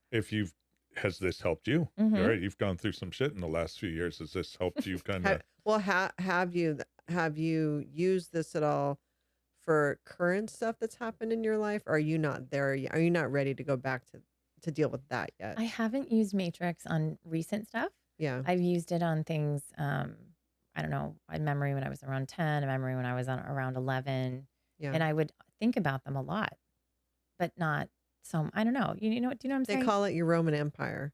So there was this whole thing on social media probably about a year ago where they say men always, every day, at least once, think about the Roman Empire. Every man you know thinks about the Roman Empire at least once a day. Is that symbolic? No, it's just they say that happens. I don't know. I don't know if it's literally true, but they said in general, men will think about the literal Roman Empire, that time, Okay. history, All right. once a day, right? So now if there's a thing that pops up in your head, people say that's my Roman Empire. That's my thing. Got it. That it's just that thing you think about. You don't know why, Mm-hmm. but you still think about Yeah. it daily or weekly or whatever Right. it is. It still is there. Right. It's your Roman Empire. But I Yeah. wonder, almost what you're describing, Roman Empire is more like, I don't know, this nebulous thought about Romans. And No, when stuff, it was but- on, yeah. but When it you're- was, she's yeah. describing more like maybe some traumatic Yeah, experience or I'm just using something it. that's Yes, bothersome. figuratively though. I'm saying figuratively. It's yeah, her yeah. Roman Empire. I'm Yeah. not saying she's thinking about the Roman I'm Empire. not suggesting that, but one's like nebulous, like, oh yeah, it'd be cool to live back in the Roman Yeah, days. hers is personal. Yeah, yeah, Yes, I yeah. see what you're saying. But still, that's like your Well, sort of the yeah. goal of this also is because of that moment, that thing that happened or didn't happen or whatever, you took away a belief about yourself or about the world around you. And we all Interesting. have these beliefs. Yes. I'm terrible at public speaking, yeah. or I'm not good enough. I'm not smart enough. I'm never going to make enough money. I'm never going to have enough. Whatever it is that drives you. Yeah, Everybody yeah. has these limiting self beliefs. I It- love it the is- concept. It is literally rewiring, Yeah. and it's self-care. There's your example Oh, of wow. self-care, Mary. And I started laughing at self care. And now it's like my drive, right? Exactly. It's definitely a form. Yeah, no, it is. Because therapy is a form of self-care, and in my opinion only, I think this is a form of therapy. If you really take the whole picture of it, how can it not be? Because therapy gets in your brain. They ask you questions and have you do practices, and it's very similar. So, and I think therapy is a Well, form of like self-care. Freud and Jung would be super proud Yes. of this because They they're would like love it. the godfathers, right? The originators of psychoanalysis. This is that in such an evolutionary scale of leaps and bounds. It's a trip. How common trip. is this? Is this relatively new, this concept, or has this been around for a long time? I think the Matrix, I don't really know. I know that I think I want to say in the early 80s is when this kind of started, and I could be wrong, but Alina Frank, my mentor, learned from Gary Craig, and he did that, like came up with this thing in the 80s, and it was, but to answer your question, I want to say it was like early 80s. And that's new, the tapping relatively thing. speaking. Yeah. But I would encourage anybody listening who thinks this is kind of interesting, just go for it. Take the workshop, look up Alina Frank and look up Craig Weiner. They are amazing. And this workshop I did with them for EFT level 1 and 2 was in June of 2023. And it took me about a year. And then after that, then I just did Matrix in January of 2025. And there's so much more to learn. There's so much more to do. Yeah, I can only imagine. So if you were going to start taking clients for this, are you setting up a space in your new home to accept people? Or are you going to just meet with people virtually, or have you thought about Yeah, that? I've thought about it. So I have a little office in my house. I could meet people there, or I could meet people at their houses, or I was working with a woman in Zoom, and she's in California. So it's something you can do with Zoom because, I'm not tapping on you. You're doing your own thing. Yeah. So it can totally be on Zoom. It's very versatile. I worked with a guy in the Philippines. Wow. Yeah. On Zoom. I think Great. that it's something that could snowball, definitely. If you start getting more and more clients and helping people. Yeah, it's the business part where know. I have to figure out I probably need to get on social media and do all that stuff that I'm not on. Yeah. Yeah, but I think for this, it's worth getting on. Yeah. I gotta to do that part. get the word out. To me, that's the boring part, but I got to do that part. Yeah. Well, like I said, you're really at this point in your life now where you're kind of ready to probably go for it, really focus, Yeah. So you have another year before you're certified with the The homeopathy. homeopathy. Mm-hmm. And so you'll have that plus the tapping Mm-hmm. plus the matrix Mm-hmm. treatment or whenever how Matrix reimprinting. reimprinting, Which is really what you would do in a tapping session. Like, so Right. once you have a couple tapping sessions with someone, then they kind of know the drill with the tapping.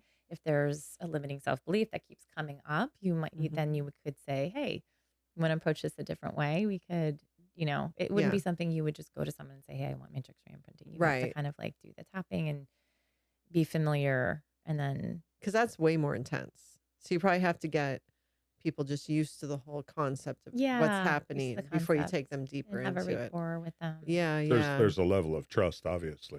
You have to definitely. Oh establish, right? yeah. Yeah. Has your siblings done it with you at all? Or have you worked with your I've siblings? done tapping with a couple of my siblings, but I've never done the matrix. When I have time, I've Yeah, got yeah. to do it. I want to do matrix with them. Yeah, it's super cool. I've done it Yeah. with I did an exchange with one of my fellow students that we did the workshop with. Very, very cool. It's fun. And we're complete strangers. So I think it's so really fun. exciting. I'm excited to see where this goes for you because I think this has so much potential. Because Aw. I think it could help so many people, and especially people, especially Gen Xers who are really getting to a point where they're unpacking their trauma. I could see this taking off for them, but not just that, but women who are going through divorce, like people in abusive situations. Like it can just be so healing. So hmm such a great opportunity for people. Yeah, it really has no cap to it. And it really has nothing's too small, nothing's too big. Yeah. It can be, I get nervous at work, or I really hate my boss. I don't want to feel like Yeah, that. yeah. It could be any of that There's stuff. no problem too big or too small. Exactly. Now, what about with kids? Do people do it with Yeah, kids it's great with kids. hmm and helping them with anxiety and stress? hmm What about with like ADHD and ADD? Has there been any work with that?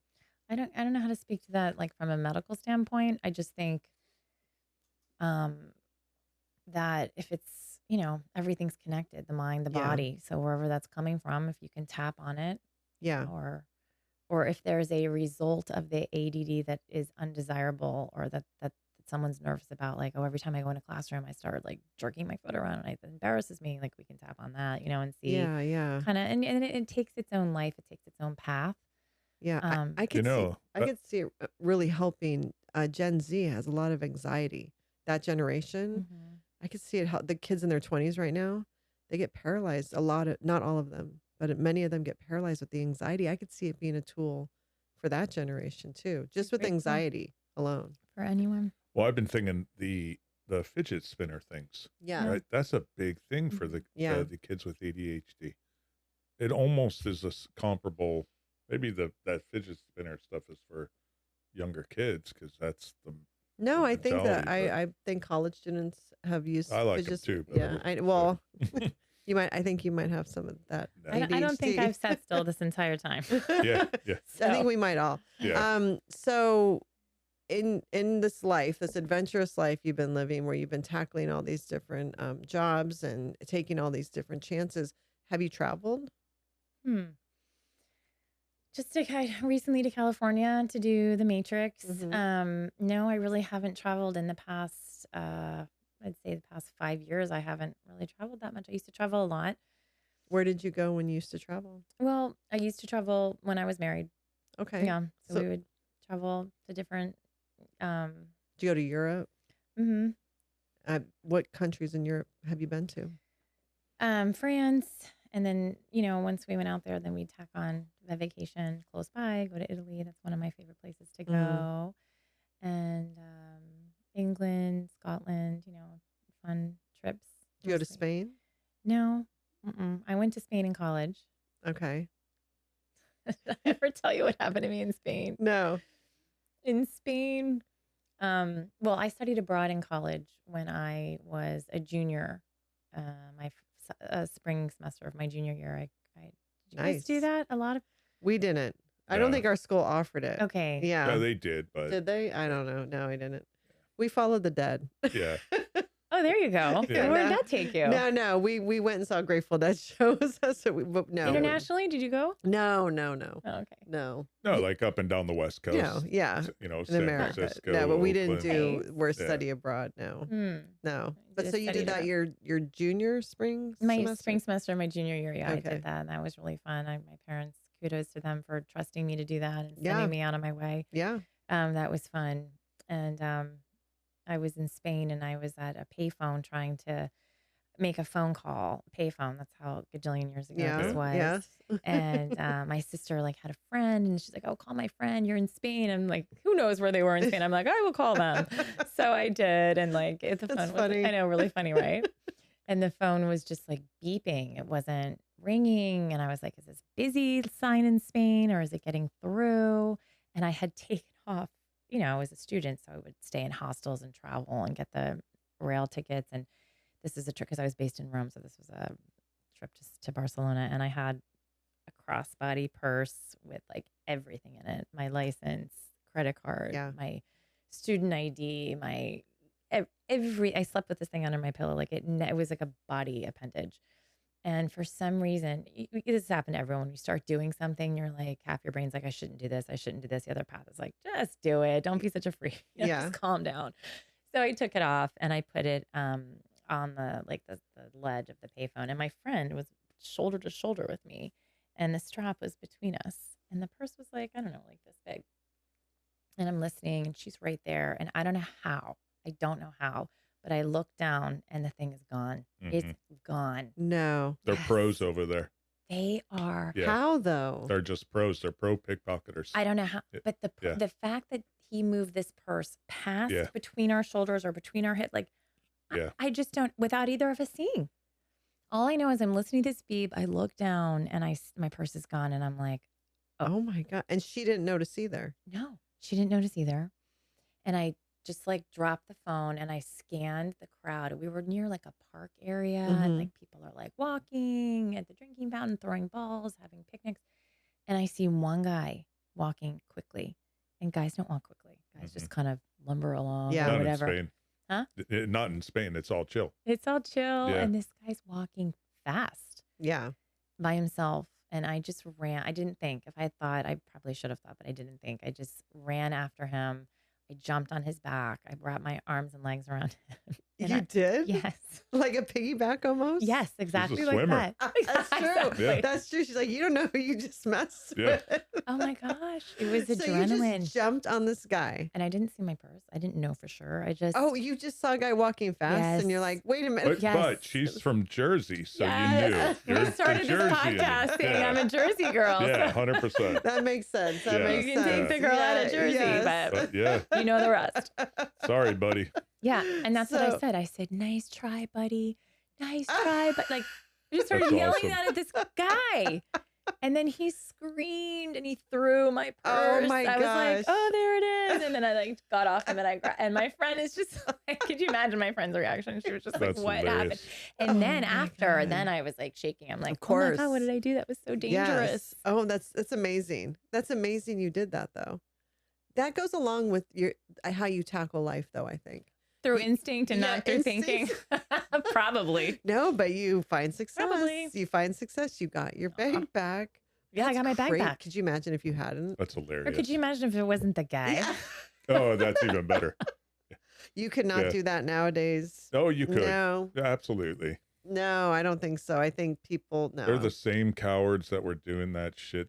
That's not a manly thing to do. And not a, you know, Mm-mm. Yeah, I don't know. ridiculous. I don't know. I think it'd be pretty scary.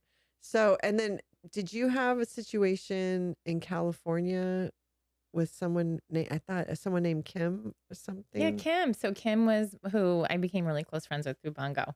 Okay. Yeah. Okay. That's your good friend. Mm-hmm. And was it, did something happen in Kim's California the with best. her? Oh, so speaking of Jersey girls, Yeah. she and I we had to, so there was a show for Bongo. We were in LA, and Kim and I were the models. So we had to, we were in the same hotel, and we're like, Yeah. all right, let's go to the job. And we had to get gas. Yeah. So you know what they don't do in Jersey, right? Yeah, you don't pump your own gas. You don't Yeah. pump your own gas. Yeah. And we were living in New York, so we didn't have cars. Mhm. So we didn't, and we're like, what do we do? Was this the first time you'd ever been presented with pumping your own gas? I think so. Oh my gosh, that's hilarious. And we were like, That is funny. and we're running late. It's behind. And so we went inside to get coffee. And I'm kind of like being like, no, like, come on, Kim, let's go. Like, let's go. We're late. And she's just like, oh, and she starts talking to the guy behind the counter. And she's like, so nice to him. How are you? Good morning. And I'm like, can we just get $20 on number 4? You know, Yeah. and I'm trying to get going and we're late. And she's just smiling like, and so I get my coffee, we get in the car, we drive away. And then we start driving and I'm like, did you pump the gas? Oh my gosh. She's like, did you pump? I'm like, we didn't pump the gas. We didn't pump the God. gas. Who pumped it? Nobody pumped the gas. We had to go back. We had to go back. And sure enough, he was so nice. Why? Oh. Because nice Kim, Yes. Mhm. instead of, bitchy running late, Yeah. Mary, And she's like, oh, we paid, but we didn't actually pump. Then he's like, no problem. We got, and He remembered her. her. He was like, She I was remember nice. you. You're nice. Oh, my your friend, the gosh. smile, and I'll cover this. The Yeah, nice one. yeah. And I learned from her. I'm like, you gotta Yeah. That's don't be in a funny rush though. and Yes, be yes, nice. yes. But that is funny. You guys both, your first experience, and neither one of you two did Jersey girls. Yes. We paid That's for it, awesome. but that's about it. It's Jersey and Oregon are the only two funny. states. Oregon's that way too. Yeah, no, I didn't pump gas. Oh, that's great. Yeah, and then all of a sudden we moved to Michigan. I think that's the first time, and it was completely foreign. I didn't know what I was doing. So now I just bring a bunch of antibacterial gel with me everywhere with me. Now we go back to Jersey, and we were there a couple summers ago, and the guy pumps our gas, Mhm. and I'm like, do we tip him? Right. I grew up yeah, there. yeah, Right? yeah. I'm like, we should tip him. We Right. should. Yeah. It feels But- unnatural now. Yeah. Totally. And was there something? I feel like there was something that happened back when you were 17 with your dad, and like a confrontation with like someone that was inappropriate, or Oh God. Oh. She tapped that one out. Yeah. did you tap that one It out? was That gone. one. Yeah. Yeah, that one was bad. That was like, bleh. Yeah, I was 17. I was a lifeguard, and like there was somebody who, like a creepy dad, that was like kind of, I guess, hitting on me, but I didn't really know he was hitting on me. Like 'cause a I was middle-aged dude? only 17. Yeah, I had Yeah. little kids there, whatever. And he ended up writing me a letter, like a 10-page, like double-sided letter. And Did he come to the weirdo. pool a lot? yeah. And I guess my mom saw this letter and was like, what the fuck is this? My Yeah. mom like opened it and like looked at it, and Yeah. they were like, okay. So is this a dad that would come to the pool every day with his kids? Yeah. Oh my God. And then was it like mid-season he gave you this letter? I don't even remember. And maybe it was the end. Maybe I was like going to college, and it was the end of the summer. And it was like, I don't know what it was. Did your I dad don't even think I read the thing. I was just like, what is this? Did your dad confront him? No. So it was interesting because I thought my dad would like go crazy, but my dad was so even keel and like a gentleman. And my parents said, we're going to give you the opportunity to deal with this. And if you don't deal with it, then we're going to deal with it. And I was like, oh my God, don't say anything. Yeah. This is so embarrassing. Like the last thing, it was just a creepy, weird, embarrassing situation in general, all around.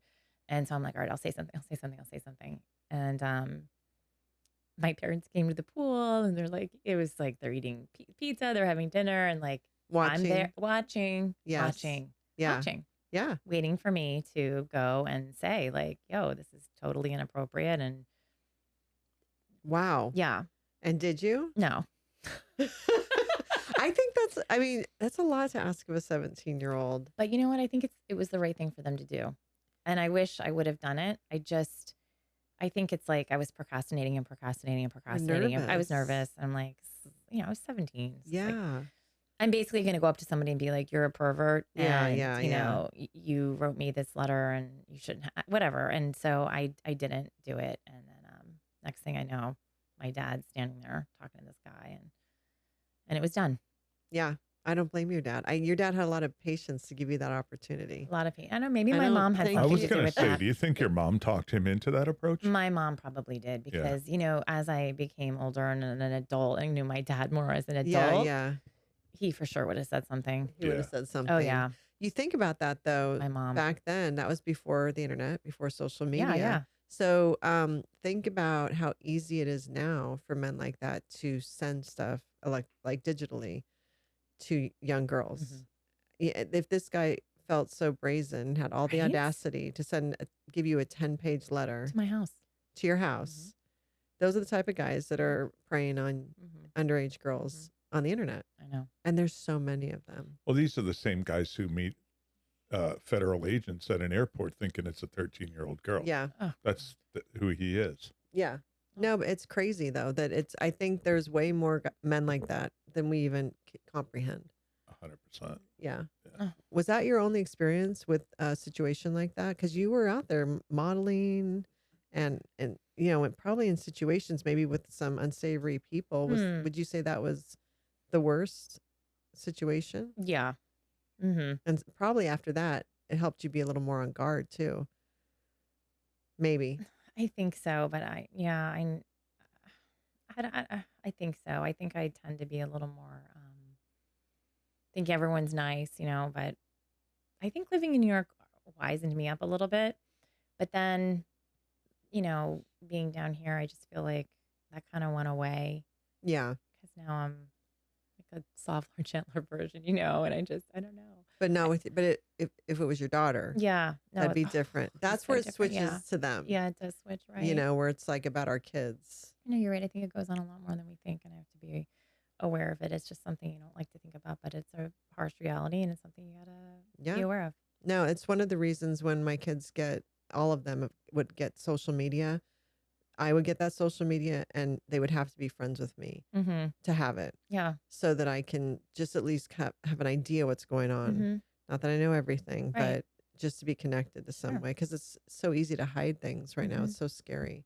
So I do have to ask you, because we're in a similar age bracket here, touching on the topic of perimenopause and menopause.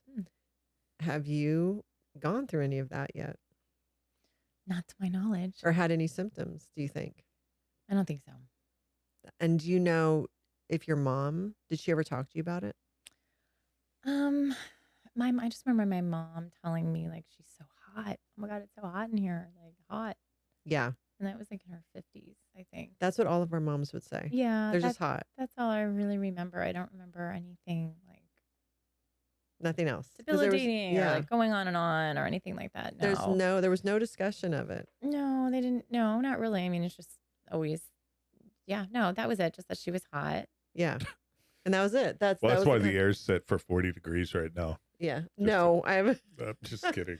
No, but I think that one thing I think Gen X women are doing is bringing the discussion of menopause, perimenopause to light, out in the open. And also for the younger generations of women, because it's just as big of a shift as puberty was for us. And puberty's talked about in school. Even young boys know to some extent what girls go through. They get their period, and physically they know. Yeah. But menopause is... It's not really talked about. It's not talked about. And there's women out there that are suffering because there's so many symptoms. And if you don't understand what's going on, you could feel like you're starting to go crazy. And a lot of women through their 40s, as they hit perimenopause, into their 50s, suffer because of that lack of communication. When you say they feel like they're going crazy, do you mean like psychological symptoms? There's psychological symptoms. I mean, other than the brain fog and the temperature, the hot flashes, the unexplained 20-pound weight gain, especially around your middle, the thinning of the hair, the muscle aches, frozen shoulder, but then also not being able to get a word, grasp a word, which could be related to brain fog too. But go to say something and you know that word, but you're like, I don't know what that word is. I'm trying to say, I can see that word. But then emotional ups and downs because of hormones, because of the drop in estrogen. And there's so much more. Like there's like 100 symptoms. And then the family, a lot of times the partner, if she's married, has no idea what's going on. A lot of times she doesn't know what's going on. And there's a lot of divorces that happen. There's a lot of women that commit suicide. And so I think it's on Gen X women to talk about it. So that millennial women and Gen Z women, by the time they get there, because doctors really, OBs don't really give it its just due. It's more like, work out, eat better. And that's not what it is. There are doctors who will offer HRT to help, but it's just this subject for women that's been largely ignored, and women are suffering. So it's something that when I have someone on who's around that age, I bring the subject up just to see. And you aren't experiencing it yet, so you can't speak to it. Yeah. But as you're out there living life, if you encounter, if that you start to have those experiences, and not all women feel it. There are women who go through it and they don't have that. They went through the shift, but I know women who are like, I didn't feel anything. Now you're younger than me by I think 3 years. I'm 54. I'm 50. Yeah, 4 years. So it could still be there. That's going to happen. But if it does, talk about it. You know what I mean? Talk about it with other women. We have to start, and with our daughters too. We need to talk about, when you hit this point in your life, these are the potential changes that can happen. Yeah. I think it's important that we're part of that shift. Sure. So, and congratulations on not having any issues yet. But a lot of that could also be due to your lifestyle. Yeah. You live a very healthy lifestyle. I do think diet and exercise has a lot to do with supporting Yeah. women through that. And a lot of women, you know, are not on a good diet or exercise regularly. So I think that's, Yeah. because you've been a very clean eater for Yeah. the whole time I've known you. Yeah. It's interesting. I had a raging bout of eczema, which I've never ever had anything like that in my life, and I That's had a it. symptom, just so you know. Oh, it is. It is. Well, But I'm not saying it's related to that, but it no, is I a don't. symptom. I don't. Well, I could see that because I think everything gets more sluggish, including your liver, and I think this was a liver issue that I had to like clean up my liver, and I ended up, I guess, cleaning up my diet. Although I've always, You eat really I always, well. yeah, I eat a balanced diet. I'll say I eat everything. Yeah. There's nothing I don't really eat, but I don't. I think I eat pretty well.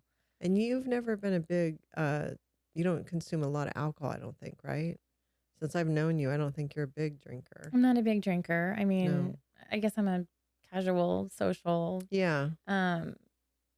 But when I had my, when I had my eczema, I think that that was something that I cut down on a lot of Alcohol. Yeah, alcohol. Like, oh, I have wine, cooking dinner. Oh, I have wine with it, and there's a lot of crap in wine. There is. Yeah. Like there just is. I thought that Yeah. wine was like, oh, it's grapes and it's fermented. There's alcohol. There's like No. food coloring in it. There's added sugar. There Mhm. can be whey in it, like WHEY whey. There's so much Mhm. crap in wine. You really, Yeah. I mean, now there's organic wines and things, but Yeah. I think that there was like, you think you're just having a glass of wine and you're actually putting a bunch of horrible crap in your body that you would never opt for. Yeah. And that's why I think that helps with my eczema. I really stopped drinking wine basically for a while. And Did that it all clear up? Yeah, totally Okay. cleared up. Interesting. And now I'll drink wine again, but I wouldn't say I'm a big drinker or anything like that. No. Now, have you noticed as you've gotten older, your reaction to alcohol's stronger? Like, do you get hungover? Have you ever gotten hungover? Yeah, but I think when I had that eczema, my liver was burdened with just too many things. And I would notice then that I would feel horrible after just one glass of wine or after, and then after I stopped really and just cleared all that out and cleared out my liver and cleared out the eczema, now my tolerance is much higher because it's the kind of the opposite way you think it would work. Like you think if you don't drink that much, you'd have a low, I guess what I'm saying is my tolerance for being hungover or feeling bad, Right. it doesn't make me feel bad because I think I've cleaned up the liver. I really think it's about the liver. I've cleaned up the liver and so it can process the stuff because as soon as you drink it, it's going to your liver. Yeah. 100%. It's getting Well, absorbed. you're the one that introduced me to celery juice. Yay. And that's still every morning. Mhm. Yeah, that helped me a lot. That's life changing.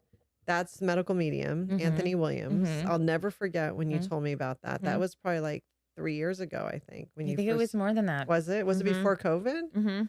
And Yeah, I think it was. noticed when I don't drink celery juice, that day I noticed. I got to get back into it. I stopped because my eczema went away, so then I got lazy. But it's so good, and it's so good. what you put in your body is so important. We were out of town last weekend and she brought celery juice. I made it and I Yeah. put it in sealed jars and I had it because I have it in the morning.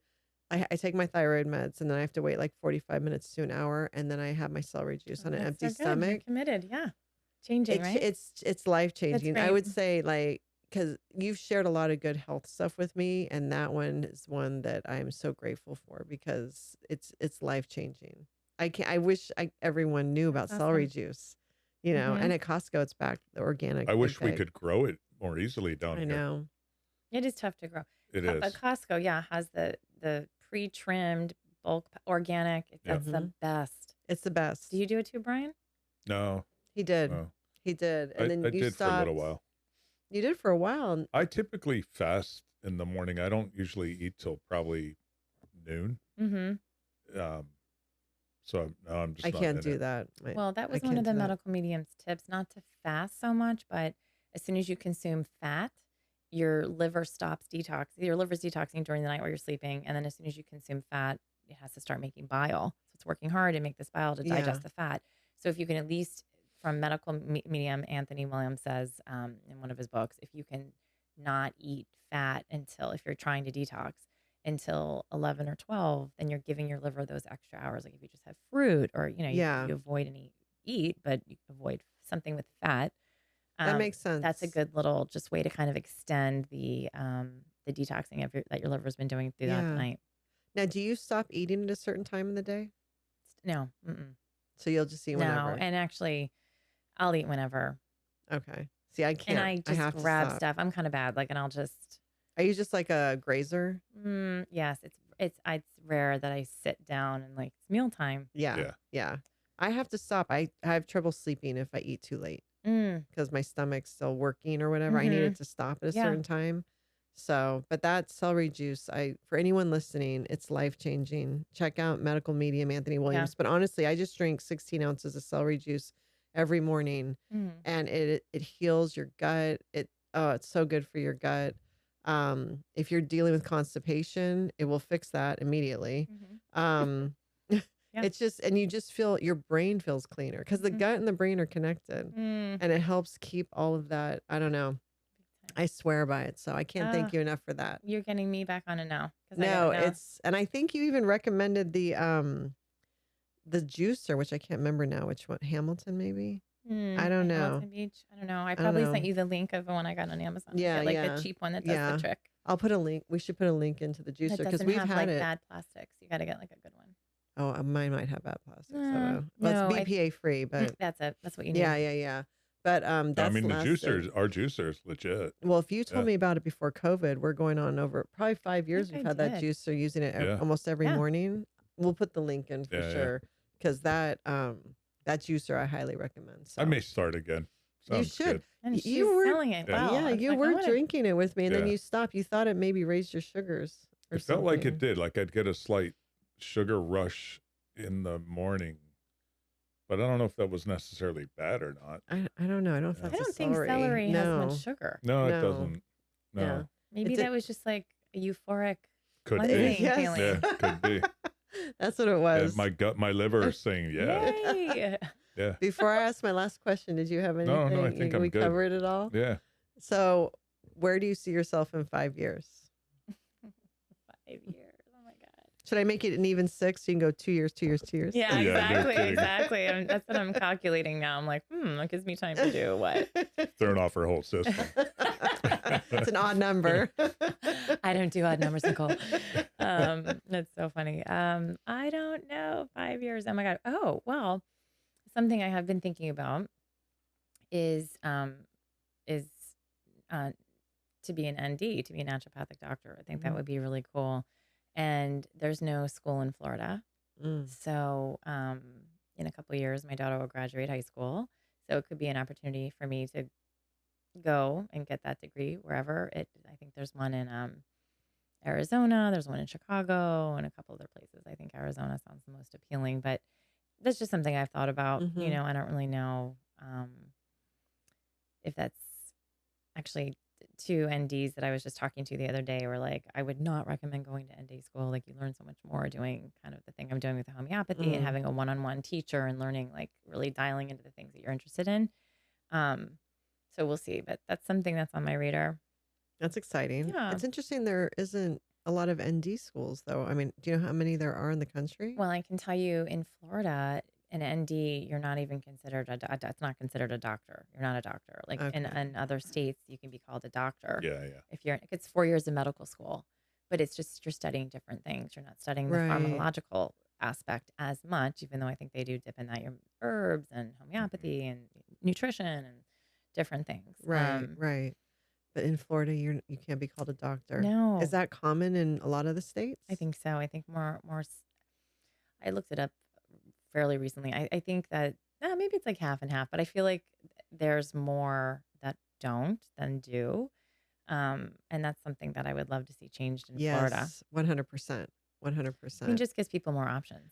Absolutely. I think that's a great goal. It's an exciting goal. It involves some travel, maybe a move, Maybe. change, so Would you ever consider living in Jersey again? Is that even It's not not? appealing to me. I have Yeah. to say now that I've been in Florida, I'm Yeah. a beach. I love being near the Yeah. ocean, Yeah. and I love the warm weather. Yeah. So It snowed there this morning where? yes, in New Jersey. Jersey. It did? Yeah. Yep. I didn't hear that. Yeah. Yep. Oh, Our that's cousin crazy. sent us a picture. It Yes. snowed Really? there. It snowed and Where?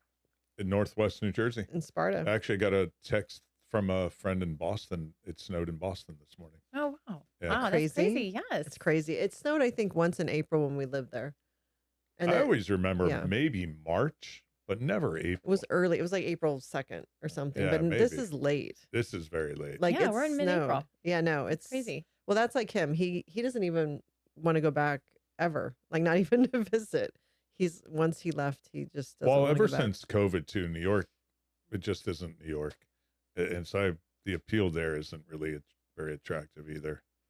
I used to love New York, but there's not much of a draw. I think there's hope it'll get back. Maybe. I think it'll get back to, I don't know, maybe not Giuliani days, but I think it'll get better. I have hope. I like to go to New So- Jersey and the shore, in the Yeah, summer. In the yeah. summer, there's nothing like the Jersey Shore. That's always going to have a huge place in my heart. Yeah. And it's just Long Beach Island in particular. Yeah, it's LBI just- is nice. LBI, you're Yeah. just in flip flops. It's so cash. Everyone, Yeah. it's just so. It's for me. Because that's where my parents lived. Also, the last 20 years of their life, where I'd Yeah. go back. It's just like for me, that feels like home. Smells like home. Feels like home. Yeah. Are your siblings still there? My brother's living in the house that was my parents. Okay. Yeah. So Do you have any siblings down here? I have two sisters in St. Augustine. Oh, okay. Yeah, so they're a couple hour drive away. We were just there. Oh, Yeah. yeah. We love St. Augustine. Beautiful. Yeah, that's become it's our new awesome. favorite place. Yeah. We've gone twice this year. Yeah, it's so pretty, right? It's Yeah. beautiful. Mhm. Yeah, we walked, I think, almost 40 miles Yeah. over 3 days. 3 days. Yeah. Really? Yeah. Yeah. Wow. There's so much going on there. And We it's were cool. staying in the area by the a fort. little bit. Yeah, So- yeah. So we were Fort. staying right there, and we were going out to the amphitheater. Mhm. So it's a 3-mile walk one way if you go direct. And then on our way back, we meandered through neighborhoods and stuff, and it was It's cool. an awesome town. Yeah, it is. It's cool. It's really cool. Very cool. Yeah, Yeah. they have everything. They have Yeah. the beach situation. They have like Yeah. the cool art kind of thing. They have Yeah. the historical thing. Yeah. They have a lot going on there. No, that's cool. That's They really just don't cool. have late night food, Eh, and they need late night food. So Really? yeah, after like 9, there's They shut nowhere down to go. early. Yeah, it's a Yeah. trip. That's interesting. and we're not really drinking a lot anymore. So there are bars open, but we don't really drink a lot anymore. Yeah. So we're like, wow, I guess What do we do now? yeah, this is what people that don't drink a lot. What do they do? You order Yeah. food early, so it's in your hotel we room when you learned. come back. We Yeah, there love you go. St. Augustine. Yeah. Well, I think that's a great goal. I honestly do. And I think it goes in line with the theme of your life of Oh. adventure, Yeah. not being scared, not saying no until someone tells you no. I Mhm. love that. That's such a great, I hope our listeners hear that. Don't tell yourself no. Let someone else tell you Yeah. no. It's very liberating. It's a great lesson. And I'm excited for you in this new chapter of your life with Thanks. everything that you're taking on and with your new home. I'm just think it's going to be amazing. You're really hitting a prime, I think. Yeah, it feels like that. It feels really good. Yeah. It's fun. It's exciting. And I'm pumped up about it. Thank you. For the Yeah, positive- and there's hope for women definitely after a divorce. There's a whole new life after divorce, Definitely. Yeah, Yeah, and definitely. that's because for some people they may not be able to see that right now, but once you get through it, Mm-hmm. there's a new beginning. Yeah, divorces So- are never fun, but I think a good tidbit was a collaborative. Go collaborative if Yes, you can. yes, Get it over done quickly. that was great advice. And then so. just don't tell yourself no, go forward and just And do the fight- best you can. Fight the imposter syndrome. Yeah. That didn't last long. And I think everybody has that at some point. But once you get over that and then you kind of realize it's okay to be new at something. It's okay to not know everything about, and then you just, Mhm. let go of ego, yeah. because it's ego that makes you feel like you need to know everything. Yeah. And once you let go of that and are like fine being like, I don't know, can you tell me? Yeah. Or I need to learn. Or just judging yourself. Yes, Just we're the judging- worst. The worst. We're the worst on ourselves. Yeah. So, but thank you for sharing your story. Thanks for you know, listening. Yeah, And very cool. It's fascinating all the things you've done and how courageous you've been through it all. And Thank you. especially considering you came from a quote unquote strict family, but that didn't stop you either. You right away were kind of blazing your own path and continue to do so. So Mm. I'm very impressed. Aw, So thank you. thank you. Thank you for sharing your story. And I think you definitely have inspired some people out there. I know there's some listeners that can relate to some of what you said. So, and it'll Awesome. resonate with them. Oh, So good. thank you. And Yes. hopefully we'll have you back. And well, I don't know if you're in Arizona, maybe you'll fly back in Right. 5 years. That'll be in 5. So we'll see. I don't know. At first, I got to get maybe you guys can help me with my social and all this stuff, get this stuff going. For so sure. I can, For sure. Get I actually yourself thought out of some there. ideas. Clients. We'll talk. Yeah, Did you? yeah. Yeah, I Oh, did. great. Yeah. Yeah. I Yeah. think there's a lot. I honestly can see you having like almost like a health center where like, because holistic medicine, it becomes a practice that has multiple tentacles. Yeah. I think. Yep. Right. There's a lot involved. And it all ties You know, together, even Whether the you yoga. want to do that or not, but Yeah. The tapping and all of that. I think you have such potential to help so many people. So in that respect, you got to get yourself out there. That stuff is fun. There's so much to learn, and it's fun for me. So I Yeah. know I'm going to keep doing it. Yes, Mhm. exactly. So, and thank you to our listeners. As always, please leave us any questions or comments, and we will see you next time. Bye.